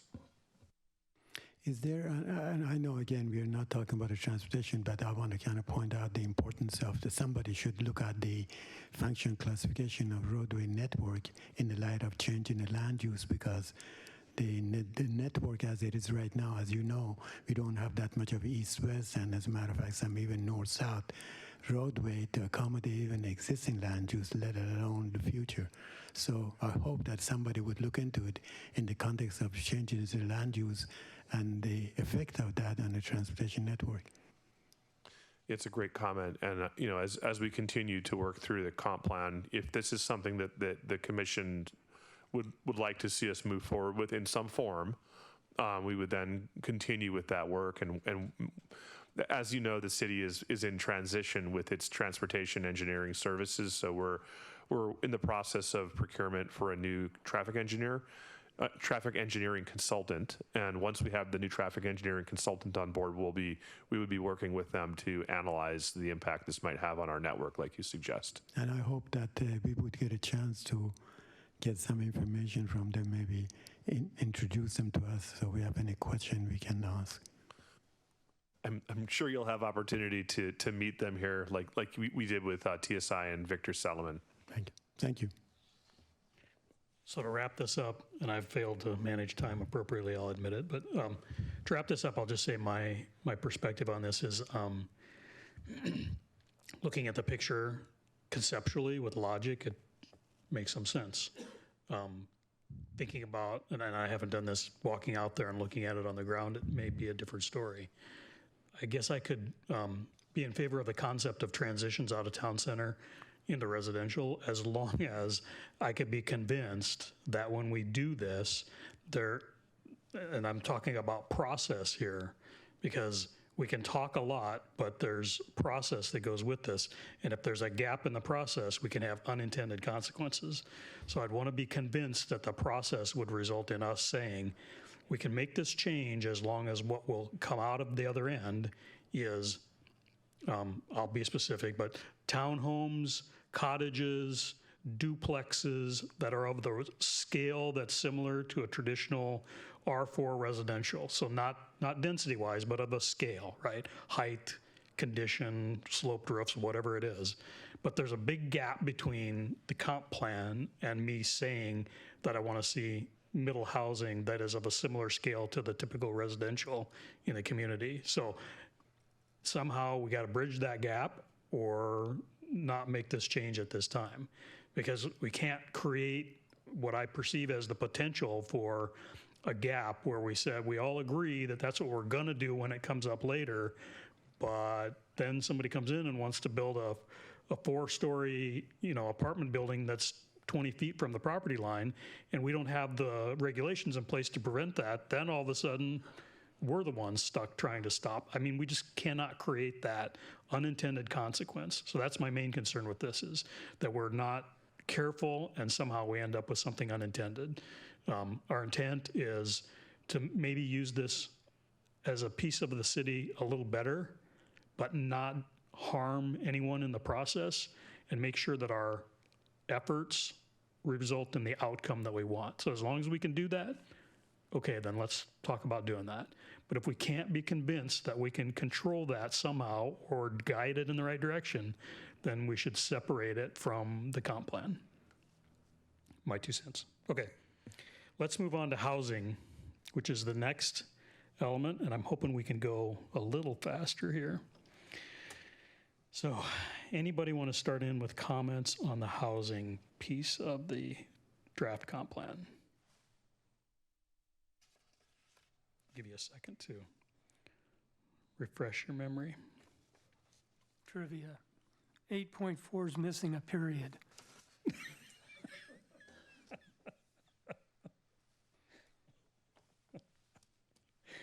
Do you have an AI tool that finds all that?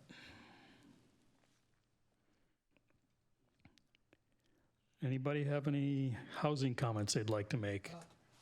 I had some questions. I actually put them on the document, and I'm not sure, maybe you already responded to them, and I'm sorry if you did and I haven't looked at them. But I was looking at the charts in page 7-9. I just could not follow them. That says the number of houses per, I'm comparing it to the number of people that they live in the houses.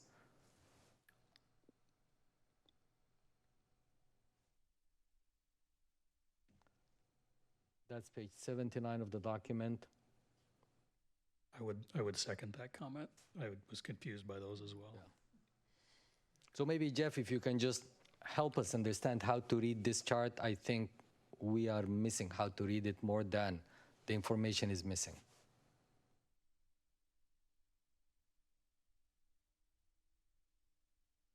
I think you're muted, sorry. Jeff. Yep. I was on mute. Sorry about that. I was just pulling it up.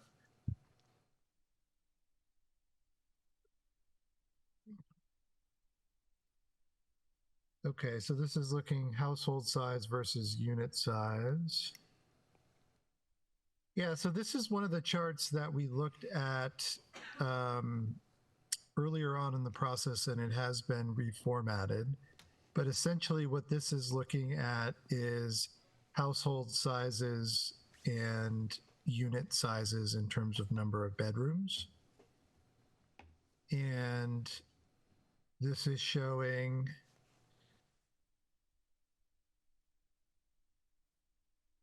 a deficit.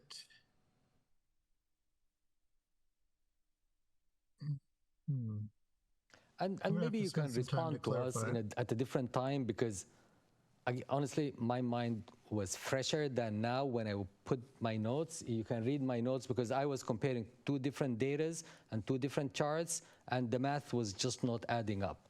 So maybe take a look at it tomorrow when the brain cells are fresh, and just shoot us a response. Yeah, I will do that. I mean, I can explain in general what it is, but it's basically showing the difference in household sizes versus unit sizes. And what it's ultimately going to show is that there's too many larger units, 4 or 5 bedroom homes. And so there's a surplus, and, not as many smaller units. So basically the houses are bigger than the household sizes, and we'll get you a better response on that and clarify if we need to modify how we're presenting this data. Because the way I read it, it was showing, it looked to me like there are people who live in 2 houses. But again, let's not get lost in the numbers now. It's too late in the night. Yeah. Okay. We'll get you a response on that, but appreciate the comment.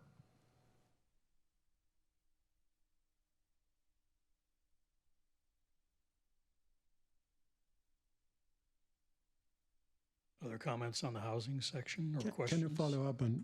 Go ahead, Syed. On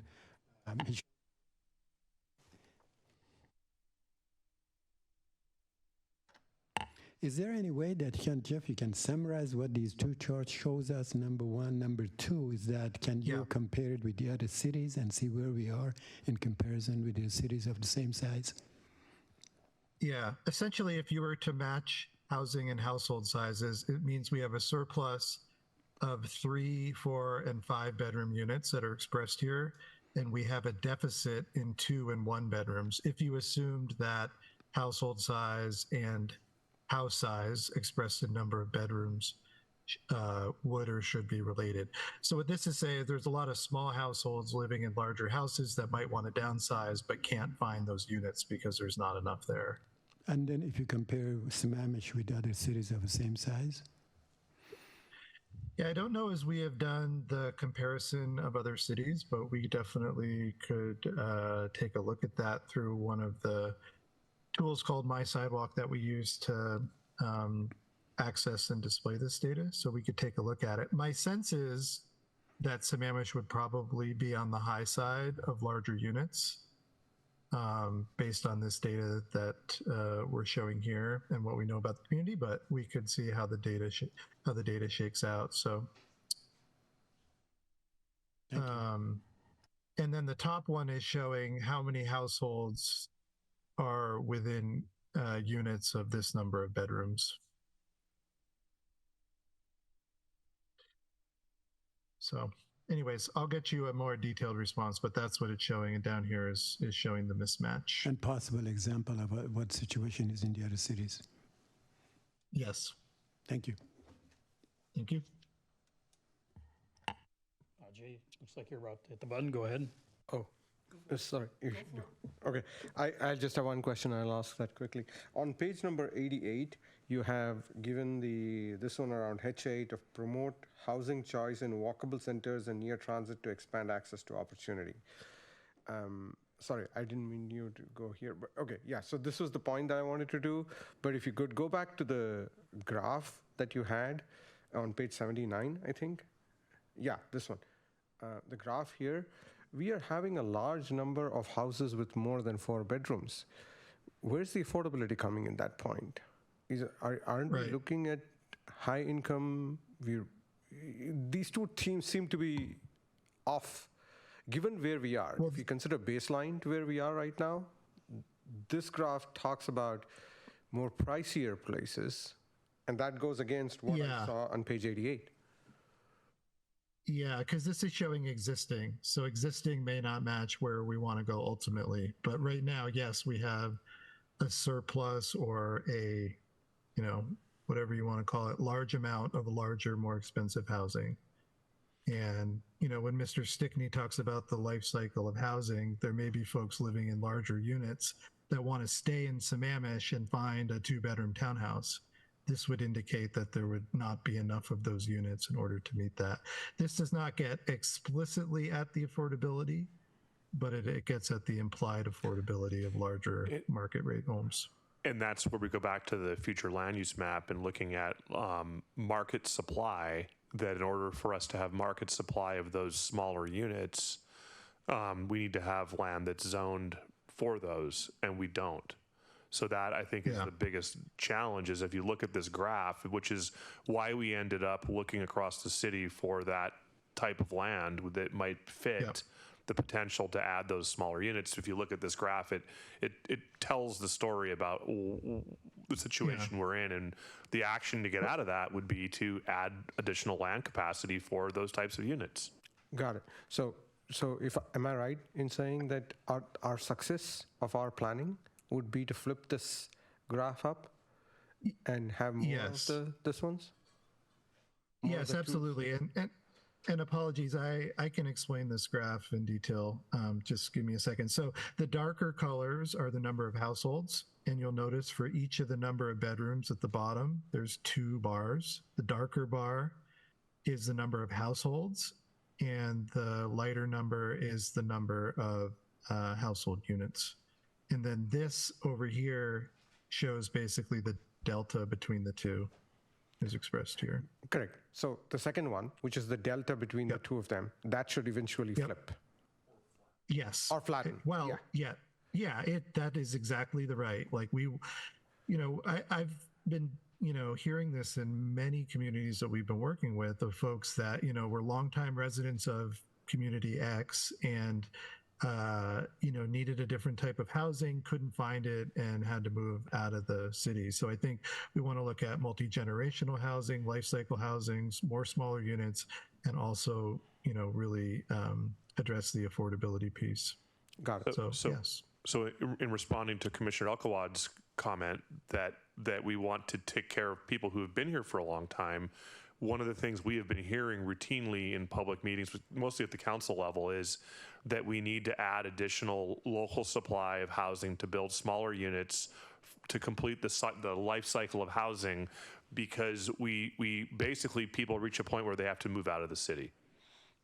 So we were trying to find ways to add that additional supply, and really our attempt there was to accommodate people who are in the city first and foremost, because there already is such a deficit of those types of units.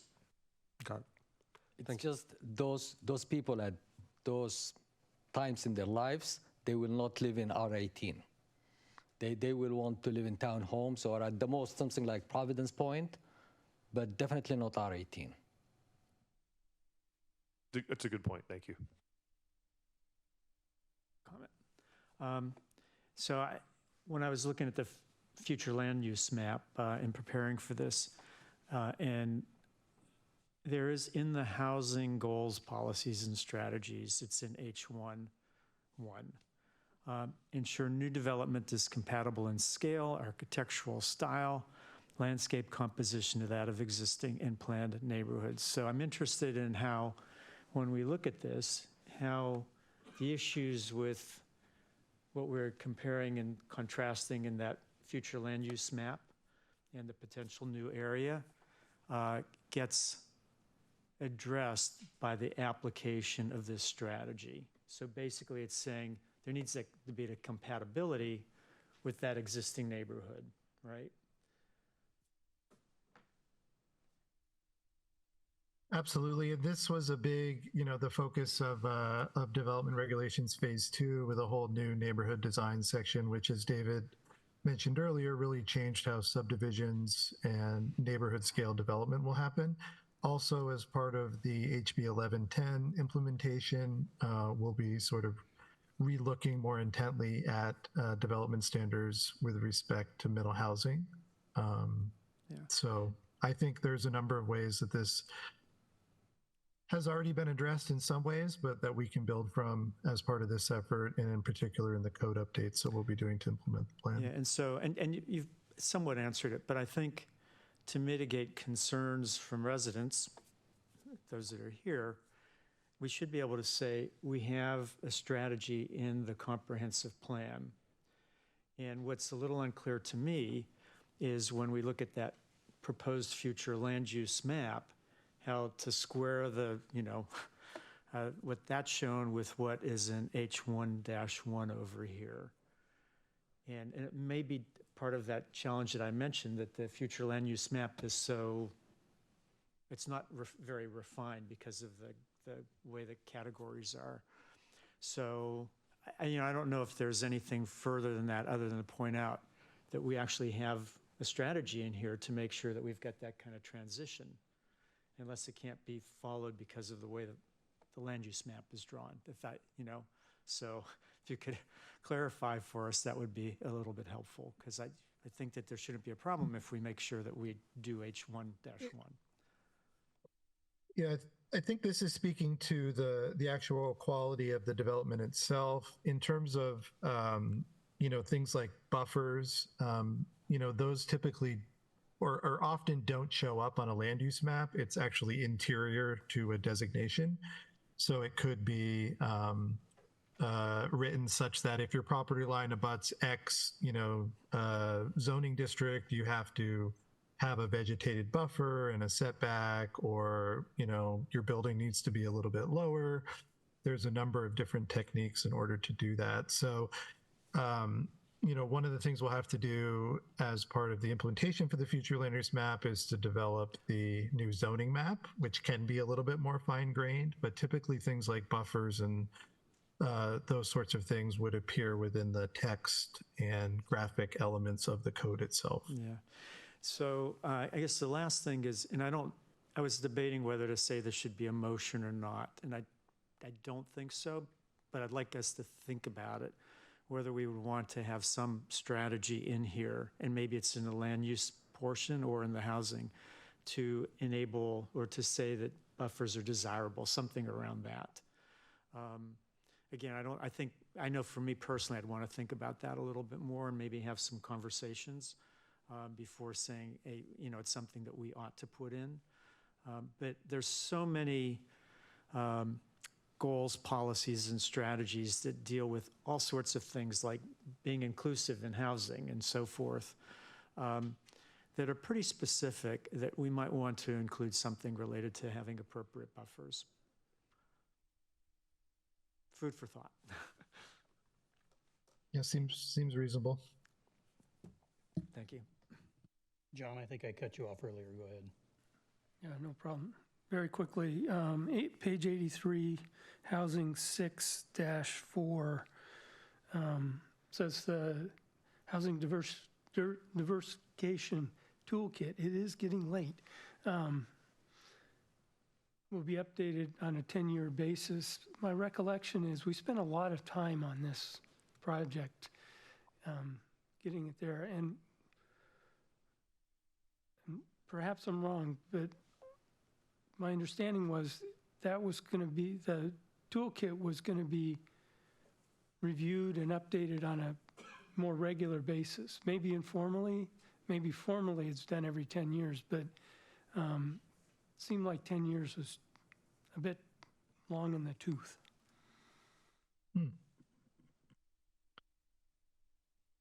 Yeah, that's a good comment. Oh, I was just going to say, one thing we could do is maybe do an audit of it after 5 years or something, have a cycle to sort of look at it, and then, updates could kind of be dependent on that, because at the 5-year mark, we will have to do our monitoring report. That might be a good time to kind of look at the housing diversification toolkit relative to all the other strategies. And depending on how that's working, you might, want to offer some changes or emphasis in the housing diversification toolkit. Sorry, David, go ahead. Yeah, no, I agree. My suggestion would be to evaluate it mid-cycle, and if necessary, update it within the cycle. And if you evaluate it and find the need to make some adjustments, mid-cycle, then go ahead and do it. But that you plan on reviewing it and doing an actual update every 10 years. Well, that leads to the question, do you need a formal motion to do that? I don't think it changes the real intent of this, so I think that's one we could go ahead and make, unless the chair here wanted us to have that done by motion. Well, we do need some practice, but maybe when it's earlier in the evening. Others? Yeah.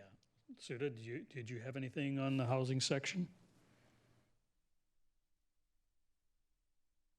Not at this moment, Chair.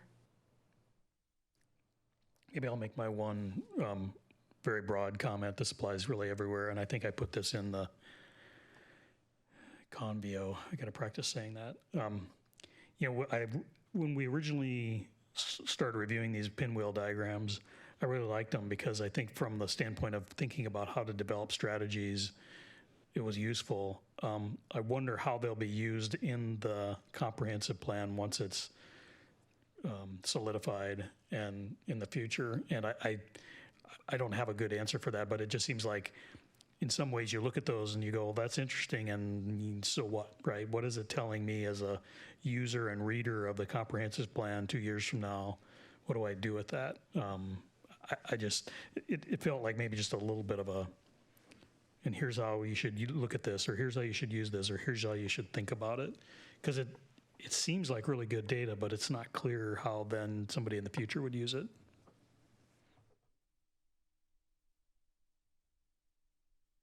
So one of my comments on that is, so I heard from Commissioner Bachmann that, finding a way, and I think also maybe it was Commissioner Bresco that also raised that, finding a way to connect these different policies across the goals and policies across the plan.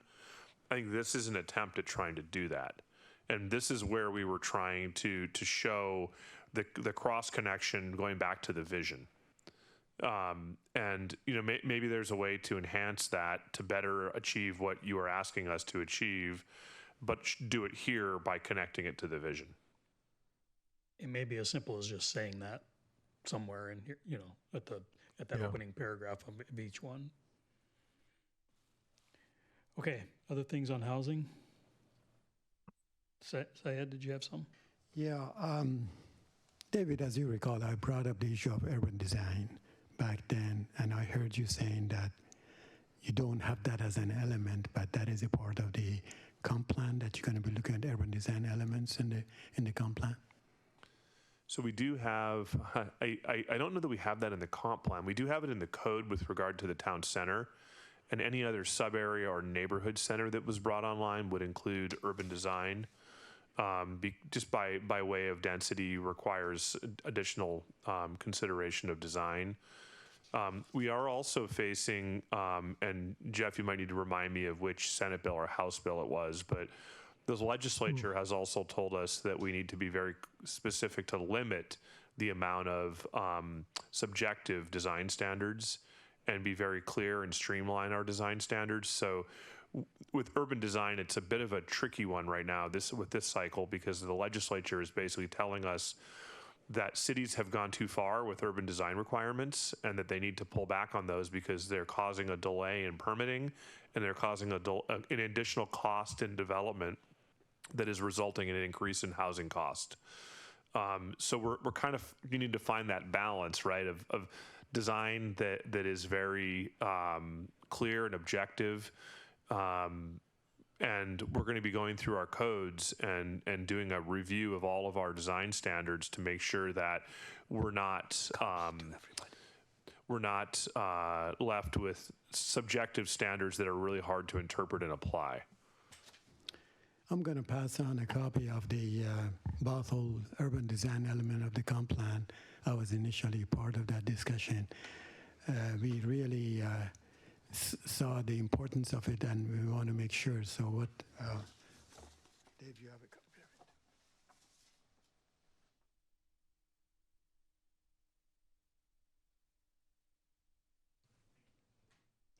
Could someone extend the meeting for me?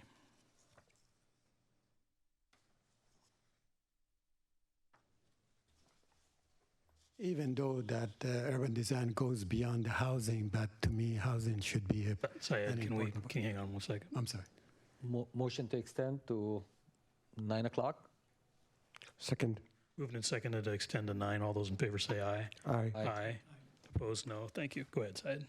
So we thought that that is important, and that is something that David you should be looking into it. And when you're talking about housing, next time that you're in downtown Redmond, you see all these high rises, and you see two different types. One with a nice balcony that gives some amenities and open space feeling, regardless if it is a rental or a condo. And you see the other ones that the developers didn't bother to do that. And I think that visually and aesthetically and functionally, two different kind of environment that housing, provides that. And that is something that it's related to urban design. And urban design is not necessarily related to the housing. Urban design is related to the parks and open space, transportation, and so forth. So I just want to make sure that that is something that you guys are aware of it and possibly look into it as part of the comp plan.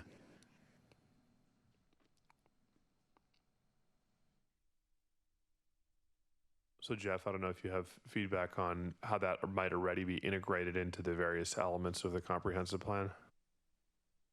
Yeah, I mean, certainly there are some components within the land use and the housing element. I mean, we could certainly take a look at land use and see if there's any additions we would want to make relative to urban design. I should also just say, as an urban designer, I love urban design and certainly agree with all the comments about the value of it. I think we're probably beyond the point of adding a full new element, but we can coordinate with David and Evan and see if there's some opportunities to amplify urban design. I know that in the town center code update or plan amendment and code update, urban design is a very key component of that will be threaded throughout the plan and the code. And as David said, there are some new limitations in terms of how you structure design review, generally kind of moving away from design review boards, which have been found to be somewhat subjective and some of the pitfalls that David described, to more prescriptive standards. And so with that in mind, we'll be looking to implement those measures as part of the code updates for the town center and the comp plan. I mean, so far we have looked at the number of housing and the height of the building and so forth. We haven't talked about the quality of the housing, the appearance, the aesthetics, the impact to the environment, and so forth. And these are the part of the urban design. David, do we have an architect in the house that you rely on to review the comp plan? Review plans? We do not. We do not do urban design review for single-family housing, and I'm actually not aware of any jurisdiction. Well, there might be a couple. Usually it's left up to an architectural review board that's part of a homeowners association. However, not in my experience in my career have I worked for a city that has done architectural review of single-family homes. I was not necessarily talking about single-family homes. I was talking about housing in general. Yeah, so we do have, I tend to distinguish between single-family neighborhoods, which Sammamish is mostly made up of, or our town center, which really is the only area where you might see anything other than single-family homes being built. Within our town center, we do have a town center plan that does have architectural design standards and does have urban design requirements, talking about all the things you mentioned: open space, connectivity, trails, orientation of buildings, building treatments, architectural treatments, fenulations, design, all the different types of things. Modulations. Modulations, that's what I meant. Fenestrations, modulations, all the things that you might see as a result of this type of policy work. And if we were to add additional areas where that type of building would be allowed, such as the Pine Lake, the Klahani, or the the Inglewood sub-areas or any of the neighborhood centers, we would go through a sub-area process where we would create those architectural design standards and design urban design elements that would relate to the development there. My recommendation would not be to include anything related to architectural design of single-family homes. The cost of administration of that is huge, and the potential for litigation or potential for misunderstandings about how those rules apply are very high. I think that those rules, from my perspective, the urban design elements and urban design standards and architectural rules are best suited for anything above R8, where you would be able to apply that. So, we could include a few policies around having those standards or making sure that those are, developed in what we're trying to achieve. That would make sense if this commission was okay with that. We could add some policies to the, I think it would be in the land use section, where it would be with urban design. And that would then ensure that we have full consideration of urban design goals and standards when we go through a sub-area planning process or a neighborhood center planning process, to make sure that those buildings that those communities that are built at that higher level of density and intensity have all of the amenities and things that you were talking about. So for the town center, are you looking at something like, let's pick up one item, modulations? Is that something that you guys are going to look at it in a review of the plans for high-rise buildings? We already have standards. We already have within the town center plan policies related to that, and we have development regulations and code that requires that, and we have staff and consultants. We do use consultants for that because we don't have a trained architect on staff that do review that. So that is part of the process. It's part of the regulations. It's part of the policies already for the town center. If we were to create other centers, Klahani, Pine Lake, Inglewood, or neighborhood centers, we would also create policies and standards that would create a unique identity for that other planned area. Thank you very much. Thank you. Okay, let's move on to transportation. Who would like to make comments or has questions about the transportation section? AG, go ahead. I have a couple of questions on this one. Should be pretty straightforward. The first question I have is, I forgot the page number, 2.6D, page number 99. It talks about a transportation impact fee. Whom is this fee directed towards? That would be Developers. Okay, got it. The developer pays the fee, and then the city uses the money to make improvements to the system. Got it. So it's the developer fee. It's not like a usage fee or something like that that people are allowed to do. That's great. The next question I had was on 3.3B. That's on page 101. Develop and regularly update disaster response plans and strategies to prevent damage to transportation facilities. Isn't this a regional thing? Because if there is anything that is a disaster response, it might not be something that is just Sammamish. It could be across cities. It would be something because of an earthquake or something like that. It's completely regional and not necessarily of the city. I didn't know what our scope of 3.3B will be for the city of Sammamish. Could you help me on that?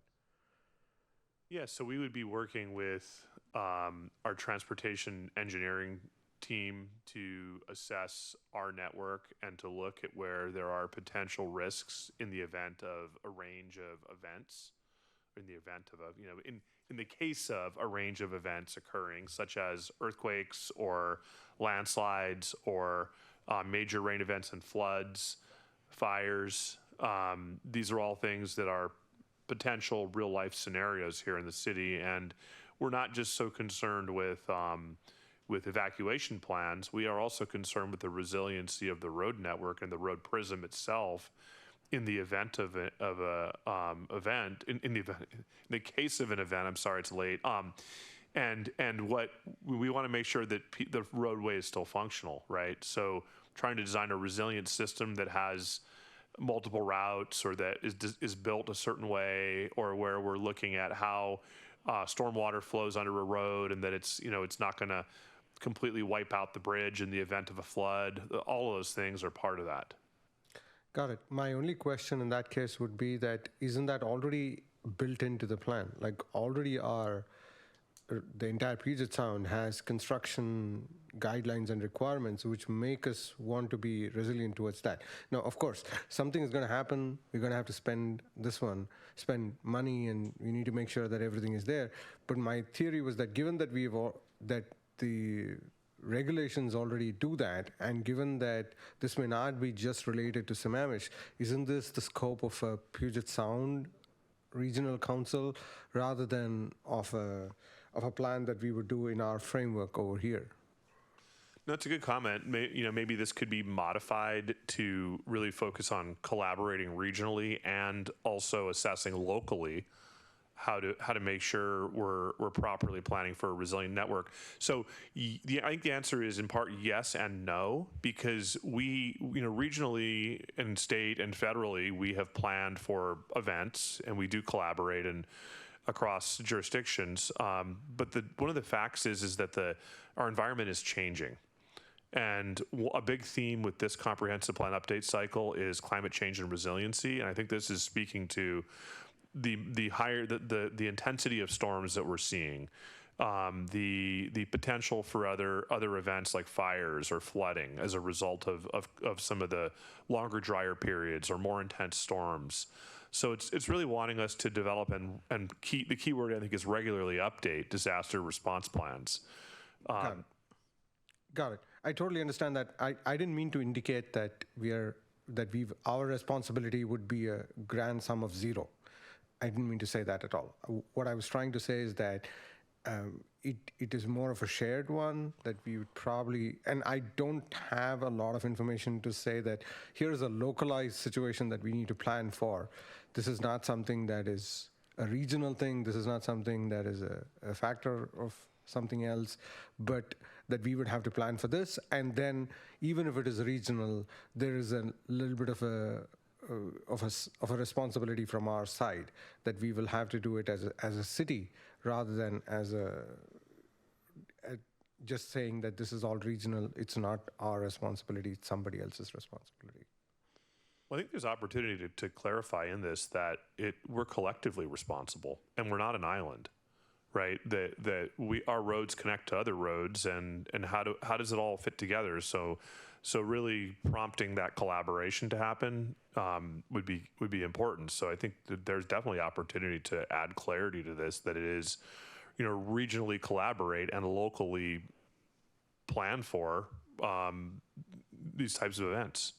Got it. If that's something you'd like us to do, I think that's been built in here. We could definitely do that. It's just a suggestion. I don't want to add to it, but the fact is that I was trying to scope it, and I did not know where I should start and stop, and all my models were just failing at that point. So your guidance would be great for that for me. Definitely. Thank you for the suggestion. John, go ahead. This is more of a general observation than specific. It might lead to some changes. In the opening statements about relationships to weather elements and transportation today, it feels more like a staid bunch of facts of what we've got. If you look in the economic development chapter, it has a much better description of the fact that we're not adjacent to any major arterials and our access is limited. It doesn't really talk about the problems we're facing, the fact that 228th is our principal arterial, our only real principal arterial, and the difficulty and the way that it's been developed, shoehorns us a bit.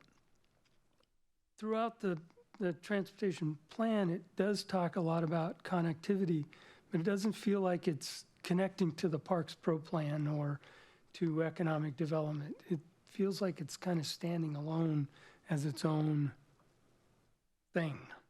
And my fear is, it's the engineers in us, you fall back on the traffic standards and you put curb gutter sidewalk everywhere. Well, nobody walks on the sidewalks on my street. They walk down the middle of the street. So those sorts of out-of-the-box solutions of not spending a huge amount of money on curb gutter sidewalk, that you end up with these isolated patches of sidewalk because of mitigation for a new house. Really thinking out of the box, trying to figure out how we can make our right-of-ways work for all modes of transportation, context sensitive. I mean, you're not going to mix pedestrians and cars in the middle of 228, but you might on my street and save a bunch of money. So that's just sort of the feel of this chapter. My 2 cents. So that's great feedback. We will have the transportation staff here on May 16th, but we will definitely tomorrow ask them to go watch this meeting. And that was a very elegant put summary of some of the, a critique of the opening of this. And is there a way to work with our transportation staff to try and, add some additional I want to say vision for how the network works and identify maybe high level some of the challenges and opportunities. I think that the economic development element was built more on a SWOT, right? That is the backbone of the economic development was a strengths, weaknesses, and opportunities and threats analysis. And maybe we need to rethink how this opens here. And Jeff and Evan and I can work on it, and we can work with transportation staff on this because they are the ultimate authors of this. We received it by way of their work on it. So we'll work together and try and come up with a better way to open this up and draw the reader in. Mike, go ahead. Yeah, thank you. So as I looked over all of the goals, there's goals related to growth and multimodal. There's a goal that talks about essentially maintenance in a safe and functional state. And there's a goal related to the negative impacts or reducing negative impacts on the natural environment. What I want to point out is that embedded in T3 is safety. And I'm uncomfortable with it just being embedded when we have a specific goal to minimize the negative impacts of transportation on the natural state. So I would urge us to pull out a specific goal that says have safe transportation modes. And it would include strategies that are already in here, such as the safe routes for schools, some of the elements or most of what's in T3.2. I just think safety is important enough related to these others, and it somehow gets, so it could be lost since it's embedded elsewhere. So that's my comment. Hisham? The couple of things I had in mind were already discussed, so I'm just going to skip them. But the key thing that keeps coming back to my mind, 228, it's the only way in and out. The scene of Paradise, California, during that wildfire, I mean, we all remember it. They never expected to get that kind of a wildfire and people finding themselves in that narrow road, all trying to get out at the same time. It just keeps coming back to my mind as we add more volume to 228. If there is a way we can open some other ways for people to get in and out, and it becomes more important during emergencies. And I'm sure somehow this is tied to the city's emergency management plan. It's a great comment. Thank you. I'm going to ask Sudha if she has anything on Thank you, transportation. Chair. So I totally agree with Hisham on that. So isn't that the reason why we have that disaster recovery and kind of keep on updating those plans, David? The one that I'm so sorry, I'm so tired today, so I'm not able to even construct a full sentence. The one that Ajay was mentioning, why that was there regarding the regional plans and the city of Sammamish plans being there. I forgot the page number and everything. But as of now, David, we don't have a disaster or emergency plan for city of Sammamish, right? That's why we're trying to have a plan and keep updating it. Is that correct understanding? So I don't want to speak out of turn for the city, but I believe we have an evacuation plan that needs to continuously be updated. Okay. As there are always changes in the environment and things that are different. But I think that there's a couple different things going on here. One is that there's that one goal and policy that speaks to the resiliency of our actual hardened infrastructure. So the road prisms and things are built in a way that can withstand seismic events and flooding and things like that. And that we're being thoughtful about our design. Then the other one I think that we're talking about is the capacity of evacuation routes as we grow as a city and as the threat of wildfire increases with longer dry periods. We want to make sure that we have adequate routes of ingress and egress, and also thought about how we work with our neighbors in that event of that situation, because our roads go onto our neighbors' roads, and we want to make sure that we're properly collaborating and understand how a scenario like that might be avoided in the city, and that we have adequate capacity to move people in and out of the city. It's a topic that's definitely been out in public comment at the city council, I know, and it's one that we'll look at here with the plan, because I think there's another section in the climate change and resiliency element that we're going to get to, which might be another good place to cross-reference that. So between planning and land use and transportation and climate change and resiliency, we should probably have a cluster of goals and policies that ultimately are trying to achieve kind of the theme of what we're talking about here. Sounds good. Thank you, David, for that. Once we have that, please share that with me so I will know what to do if something happens. Okay. Anything else, Sudha? That's it. Thank you, Chair. Syed? I'm not completely done with the review of the transportation element of the comp plan, and I'll email it to staff, but I have a couple of points to make in here. Since the issue of emergency evacuation brought up, I had some conversation a long time ago with a number of council members, and we were discussing at that time what can we do to get some federal money for the 228 Sahali Way widening. When you look at the Sahali Way widening in respect to emergency evacuation, the northern end and the southern end, you're talking about one lane in each direction for quite a distance when you look at it. In the middle, you have 4 lanes. I don't know if the city staff, David, you said that you've been talking with your transportation group. Are they looking at the possibility to designate or ask the federal government to designate as the evacuation route and get some money for the widening of the 228? It's a great question. I don't have an answer to it. I'd have to go and ask them as to what type of work has been done on that. Because of the money that Congress approved back about 2 years ago that provided so much funding for some of these emergency situations that would bring the possibility. The specific question about the transportation, the text refers to the LOS. And the LOS that are at this one level of service, the way that the text is written, they say that we develop LOS for the non-motorized, for the transit, and the other LOS.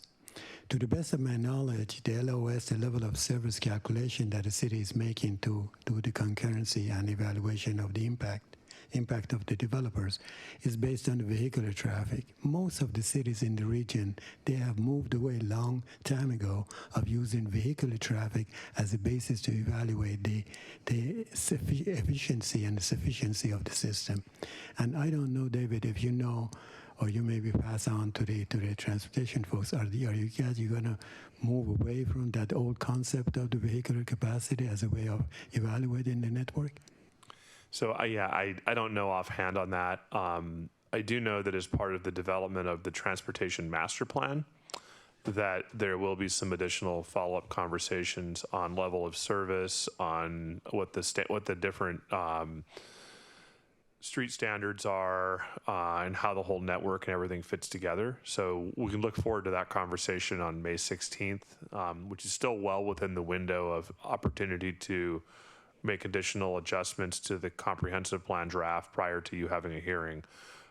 So I would say we'll definitely notify our transportation counterparts of these questions, and that they'll come prepared to talk about that on May 16th, if not sooner, right? If you send some by email, I'm happy to route them over to them. But Jeff and myself and Evan are probably not the best suited ones to answer these questions, as I quickly run out of answers when I get into the weeds on transportation. I'll be glad to include that in my additional comment on the transportation. Thank you. Thank you. So I have two things, neither of which belong in the comp plan, but hang on.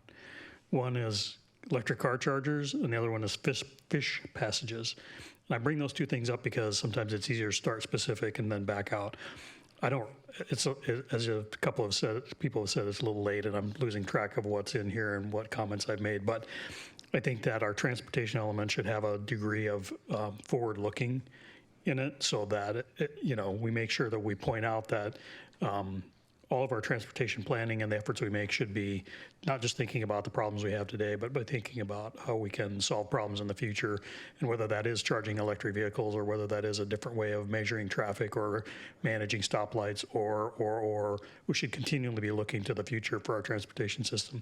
Fish passages I mentioned because it's kind of a hot topic in the state right now, but one of the things about transportation in the city of Sammamish is one of the biggest things we spend capital money on. And so we should try to coordinate that with some of our environmental goals to make sure that when we're spending so much of our tax dollars on sort of one category, that we're leveraging that opportunity to enhance the environmental goals that we have in the community. So if we're doing road improvements, we should look at things that we can do as part of that project. And I know we do this some, but I think the comprehensive plan should probably say that out loud, just to make sure that we're focusing on the fact that we can use our efforts to solve do multiple things at once. So car chargers and fish passages. Okay, let's move on to. Thank you. Can I follow up on, Mr. Chairman, can I follow up that question? David, do you have any, does the state has guidelines and mandates that the local jurisdiction must provide, would have to look at and approve the plan that calls for the charging stations in residential area? Are they mandates, guidelines? Yes, so we have policy language in the climate change and resiliency element related to the change of fuel types with regard to requiring and phasing in electric car charging stations. So there is policy language in the comp plan. We'll get to that here.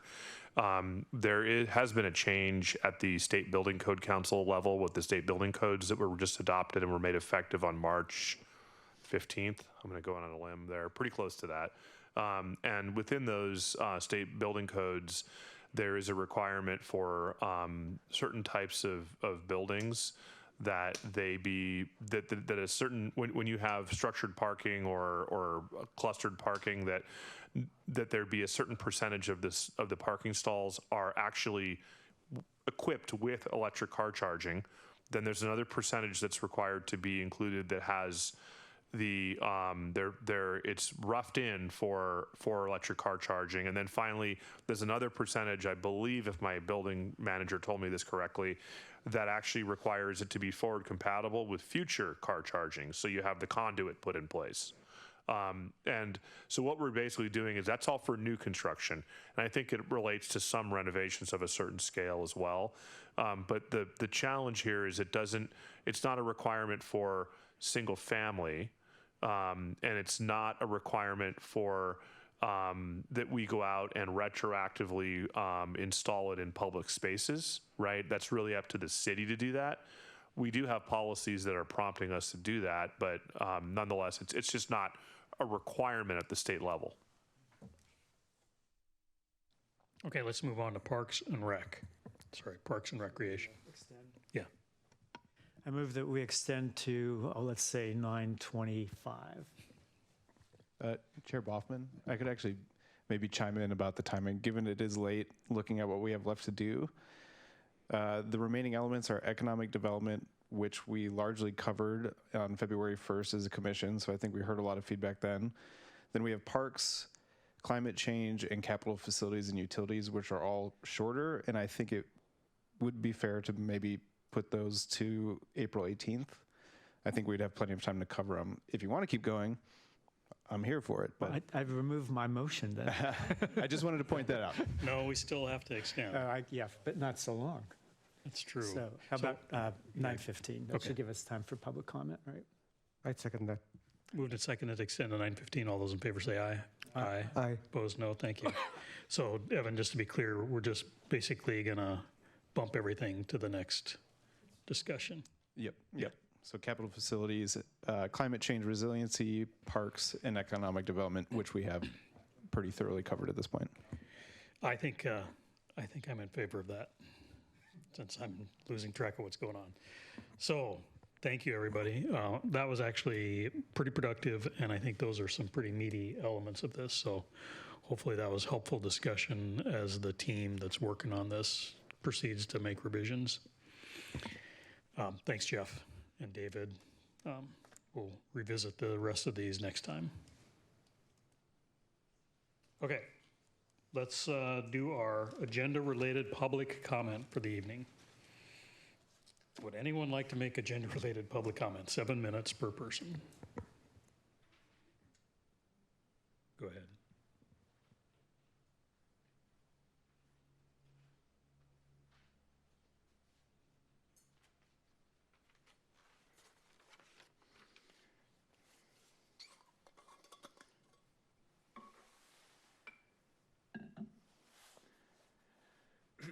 Michael Mattis, 629 222nd Place, Southeast Sammamish.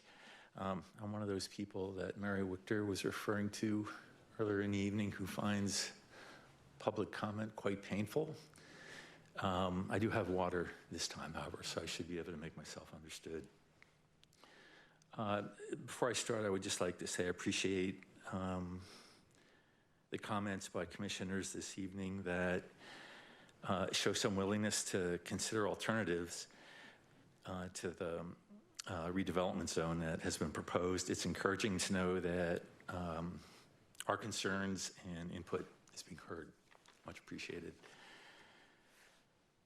I'm here to offer a comment on that redevelopment zone. However, the map that I had brought in for distribution that you should have in front of you, of course, is not that area, but rather a current status map of the town center that I printed today from the City of Sammamish website. And I brought this map in to illustrate the following. Leaving aside on that map projects 1, 2, 3, and 4, none of this has been built. None of it, to my knowledge, has been permitted. No ground has been broken. No one's living there. Focus for a minute just on the southwest and northwest quadrant, those two quadrants west of 228th. With the exception of 3 and 4, the Village Shopping Center and the Sky Apartments, that is an entirely blank canvas, north and south. Nothing has been built in South despite all the blue that you see there, or the gray, I should say, the dark gray. Nearly all of the southeast quadrant across 228th, with the exception of number 2, the Sammamish townhomes, that is also completely untouched. This is where the development was supposed to go, is supposed to go. That's the plan that exists right now, and it has existed for 10 years plus for that purpose. The question does bear asking, why, given the wide open, undeveloped expanse, perhaps 80, 85%, I don't know the exact number, inside the town center, why is the city, without all that being untouched, why is the city contemplating reaching outside the town center to upzone a neighborhood characterized presently only by R1 to R6 zoning up to this point, potentially pushing R18 60-foot high structures, as has been referred to prior in this meeting, right up against single family, lots with single family homes on them. The city is not powerless to realize its ambitions for both more and more diverse housing options in this expansive, undeveloped area already set aside for it. So that's just kind of my preamble, and I'll move on from there. In a letter I sent to the commission over the weekend, I outlined some alternative ideas to the city to pursue in the event it still does deem the aforementioned redevelopment zone necessary. These ideas can be distilled into 2 essential concepts: transition and scale. So I'll take transition first. Instead of allowing for 60-foot high structures right up against existing R1, R4 single-family residences, create, and I'm gonna get probably more specific than I'm comfortable being here because I don't, I'm not a planner, but create a 140-foot buffer with the neighborhood residential land use designation. This would allow for a row of single-family residences, a street, and then another row of single-family residences. So basically one block on the other, and then on the other side of the street. So row of homes, street, row of homes. Built to R6 density. Behind that, designate for townhomes, duplexes. Behind that, which would effectively be R8. Behind that, and extending out to Southeast 4th, nearest to public transportation, and allow an easy ingress and, allow 3-story stack structures, condos and flats, up to R12. As for scale, cap zoning in redevelopment zone core, again, the part closest to Southeast 4th at R12. Limit building heights to roughly 40 feet. That would accommodate 3-story structures, stacked structures, and residences, and abandon any notion of R18 zoning in the redevelopment area. The footprint is vastly smaller than that of the town center, and in the middle of an existing residential neighborhoods. R18 would completely ignore the existing built environment and the people who presently live in that environment, and render meaningless the whole concept of reasoning behind the town center wedding cake strategy, which transitions out to those neighborhoods presently, or at least is intended to. This can be done. Land use designations can cut right through and bisect individual lots in the redevelopment zone, presently zoned R1.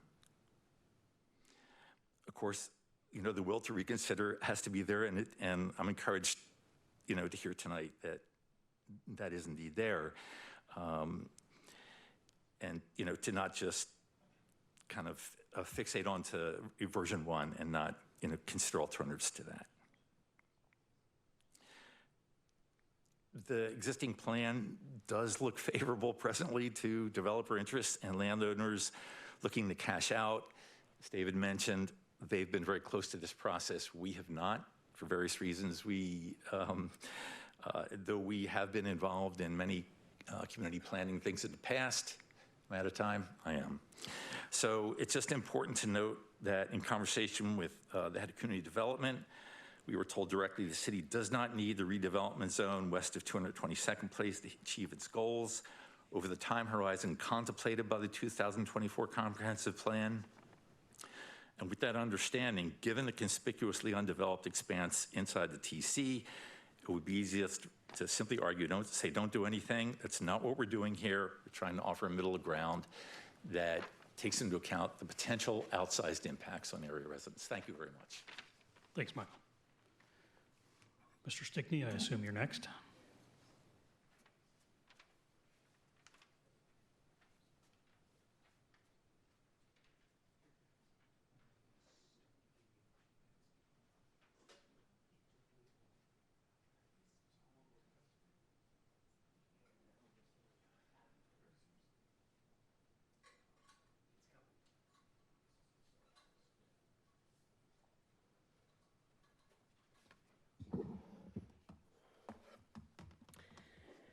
Good evening, planning commissioners, Paul Stickney, Sammamish.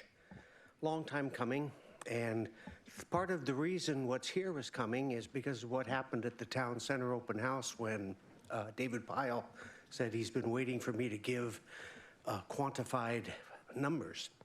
But before we get into this, before we start, I'd like to go over a couple things. I had several other things I could have gone over tonight. There's not going to be any time for that. But they're all beneath, or I'm sorry, they all come after talking about what's here. Why in the world have I been recently, especially, talking about adding 6,000 housing units to town center?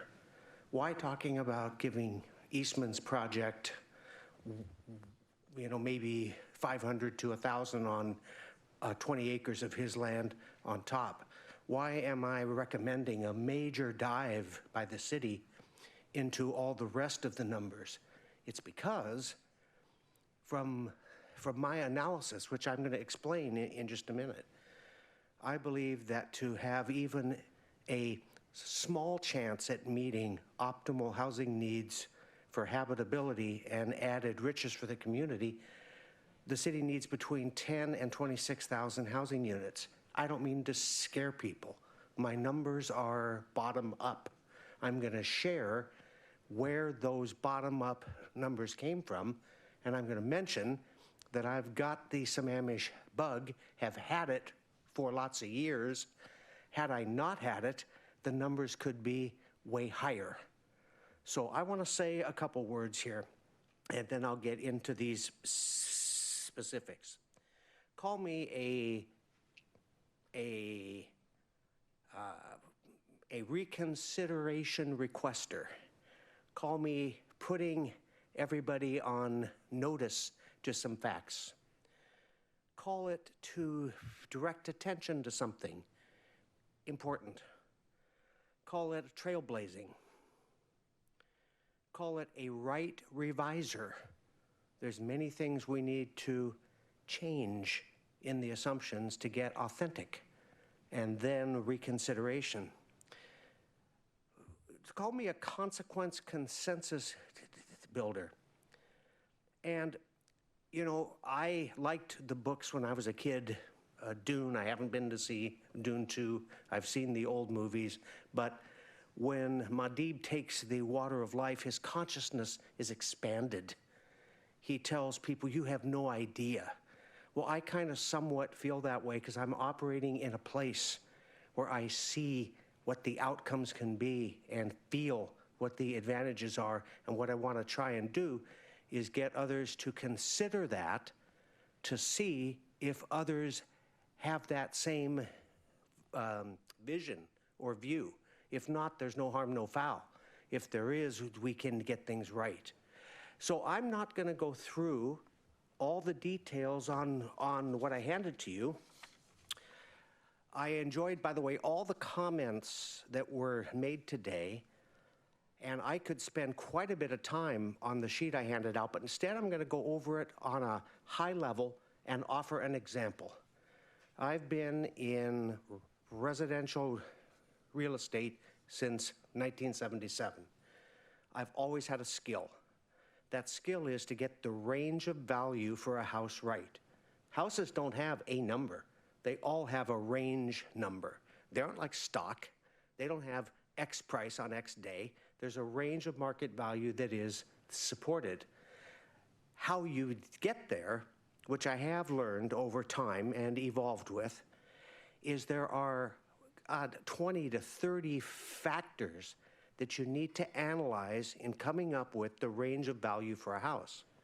Coming up with the range of quantified numbers for Sammamish was a greater amount of effort and knowledge than that. Attending meetings, all meetings for 10, 11 years, yes. Being an expert in, residential real estate, yes. Being right almost always, I won't say always, I'm not a Star Wars Sith Lord, but rarely am I off in my housing range unless there's a outlier who either is way crazy on how low or on how high they buy, but I usually get it correct. So what I want to share is there isn't one number to quantified housing supplies for lifetime and legacy. What there are is 20 to 30 factors. And each of those factors is now highly quantified. That's what I want to meet with you and share with you on in groups of 1 or 2. I mean, it could be at a public meeting, I don't mind, but I'm not trying to hide anything. I operate out in the open. I explain everything. So I wasn't taking for granted, but I didn't realize that to me this was easy in the end. After all the years of working on it, it was just the right thing. But I need to step back and go through all of the quantified factors to see what you think the range of numbers are needed for the community, and then start talking about the consequences of meeting those or not and getting community buy-in to those consequences. So on page 1, this is a recent appraisal in Sammamish on a house I sold. I'm not telling you who, but it lists around 30 topics that a residential real estate agent, appraiser, uses to set value. They make adjustments, pluses and minuses. And if you ordered 10 appraisals on any of your houses, you didn't tell the other appraisers you were ordering 9 others, you'd get 10 numbers that would be from 15 to 25% wide. So who's right? They all are. So it's time for the community, but at least they're in that range. That's what we need to find out. So on page 2, this is what I understood as of 2016. I had quantified several factors based on 3 major policy documents in Sammamish, and this is a list of what housing gaps were. It doesn't mean what the city would quantify as a legislative gap, but there's a plethora of data behind each of these. I have it all. I can share it. On page number 3, this is my current salvo. There's a lot of new information here, and quite frankly, it's just stunning. I've been trying to get data on income levels over 200,000. I now have it. And it's all a part of all this. And there's several other factors here to consider. Page 4 is me putting in print on comment number 3 of the Fiscal Sustainability Task Force on August 10th, my housing needs analysis opinion, because what my number of 10 to 26 is my opinion.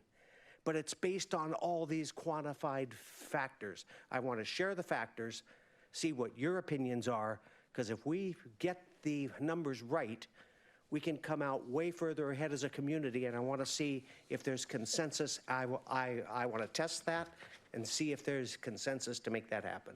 So that's my comment for tonight. Thank you. Thanks, Paul.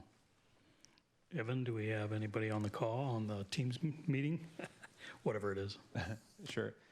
For those who are online and have submitted a request by 3 p.m. today for a reasonable accommodation to submit virtual comment, please raise your hand and I will promote you to panelist. As a reminder, it is current city policy that for a reasonable accommodation, those requests must be submitted by 3 p.m. the day of the meeting. If you did not make that time, please consider writing to the Planning Commission. Ms. Wichter, I'm going to go ahead and promote you to panelist.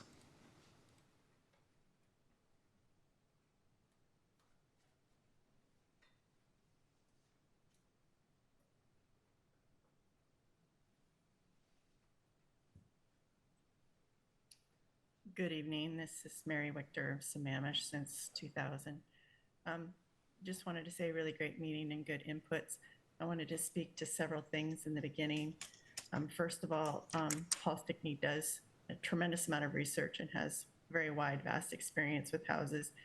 But what I think does need to happen is the missing middle market for planning for houses that are between 500,000 and 1.2 million. We just have a huge gap for that. There's more that needs to go in town center than just affordable housing. So even though David Pyle said there isn't going to be density part of it, I think you should look at behind me.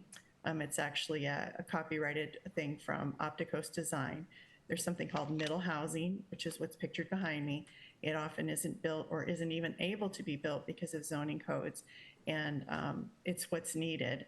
And so instead of large single family homes, which we already have, 85% of our city is that, we should not be building out more large single family homes.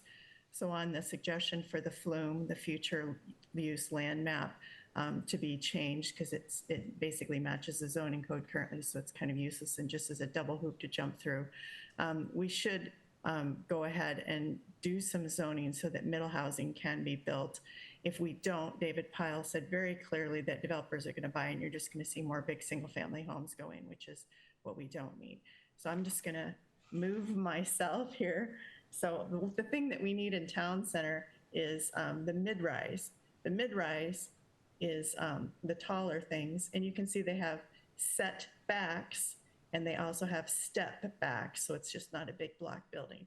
And then you can see we have them all the way running across here down to the single family homes, duplexes, and cottage housing. So middle housing is the thing that most looks like single family homes. And there's lots, Daniel Paralat came up with it. There's lots of things you can see online about it. And when you have middle housing in a place where it would be located next to town center, you will have people that will use the businesses, you'll have transit, you'll have walking. There are lots of parks there that people can access, and it doesn't make sense to do it anywhere else. In fact, David said that there isn't anywhere else you can zone that way. So I think you should do it. R18 is a little bit aggressive, as Michael Mathis has spoken to, but I think you should definitely do that. I also wanted to give a shout out to James Eastman tonight. He had mentioned the importance of the East Lake Sammamish Trail. And he said it was a very expensive trail, and King County paid for it with our monies. But I just wanted to give you the numbers. Peter Huey is the gentleman who's been in charge of that when it opened last October. And he spoke at the October 3rd Parks meeting that I just happened to attend accidentally. And I did get the presentation that he used. And so the whole trail from Issaquah to Redmond, just that last portion, was $47.8 million. The South Sammamish B, which was the very last link to finish, that was $27.5 million. So 27 out of the 47 is just the last segment. And then the South Sammamish and the North Sammamish were 9 million and 5 million. So when you add all those together, 27 plus 15 is like 35. So, I mean, it's most of the $47 million. Redmond only got about $2 million and Issaquah only got about $3 million. So I think understanding that we have that as a utility, or excuse me, as a trail and a way that people can get around is really important. Also, the east-west links that we have, Northeast Englewood Hill Road had a stormwater retrofit with a tight line with a sidewalk put. That was $4.6 million. It was completed by 2016, and that allows you to get up the hill. The Lewis Thompson project, which is going to be starting this summer, is $9.4 million, but It's not that much more than Inglewood. In fact, it's really very similar in project. The Inglewood was 2016, now it's 2024. If you just double the money, it turns out about that way. And we also need to have stormwater controls because those are the foundation of the project. So we do need to have those east-west connections. We do need people to go around, and that's whether there's an earthquake or whether it's daily or if you're just trying to go out for exercise and enjoy the parks. So I wanted to speak to that. And then a couple things that were brought up this evening. There was a suggestion to Jeff Arango that the goals and priorities should be, or excuse me, goals and policies should be prioritized. It's sort of nice to have the most important ones on the top, but the problem is something like the septic systems, which I gave input to and Ajay spoke to as well. If they're way down on the list, they're never going to happen, or people will just say, oh, we just want to do the top 3 or whatever. So you kind of do need them clustered in a grouping, like anything regarding critical areas could be clustered together under categories, but I'm not sure that just giving a priority is super important. And if you're not in the comp plan, it's hard to get anything done. The comp plan is the guiding light for everything. So if there's a concept that we have, and if it's missing, and I listed a lot of missing things, as did James Eastman when he spoke, I think it's just really important to include those. And, you know, they might be able to be grouped together, but I don't think they have to be prioritized. And I know that takes a long time. I like the discussions on things tonight. I did notice that where it says critical drainage or erosion areas, it should be critical drainage areas or erosion hazards, because that would make more sense. That's under LU 14.12, page 42 out of 110, or 67 is the printed page. It'd also be easier if we know which pages to use when we're giving feedback. And then for town center, it's very important we try to do the right thing and get it to be right size, because if we do it too small, we're really going to have trouble. The businesses are going to struggle. All the other things that we're planning are going to struggle. I really think we need to increase the density when we can and as part of what we can. And I think we need to rezone that area so it won't build single family homes, that we'd have a really excellent opportunity to have the missing middle built. Most of the other things that I talked about, I wrote up kind of from my many, many years of studying the issues that I'm talking about for critical areas and living at the bottom of a landslide hill where stormwater and septics are not controlled above me. And we need to get those things right. We need to identify them and protect them. And I know, for example, steep slopes have never, even in recent applications, been identified properly, but somehow King County could do it with septics back when people were hand drawing stuff in the 1950s, 60s, and 70s. So let's rise to the challenge. Thank you for keeping the meeting for me. Thanks, Mary. Thank you, Ms. Wichter. That is, excuse me, that is the last commenter for which we received the appropriate reasonable accommodation request by 3 p.m. today. Back to you, Chair Boffman. Okay, thanks. Just a reminder to everybody, we have 3 meetings this month, so please make sure you look at the dates. Actually, Chair, that was when you asked, does staff have anything else? The anything else I have is that we've amended the long-term calendar. We've removed the April 25th special meeting. That topic will be pushed to, I believe, May 16th, but that still is kind of up in the air. So no April 15th meeting. And then the other amendment to the calendar is on April 18th. We removed the first topic. I can't quite remember the name of it now. Public hearing for amendments to 2109. That is being pushed out. And so the only topic on April 18th is the comprehensive plan update. Nothing else from staff. Thank you. Would someone like to move to adjourn? Second. It's been moved and seconded that we adjourn. All those in favor say aye. Aye. Aye. Opposed, no. Thank you, everyone. Have a nice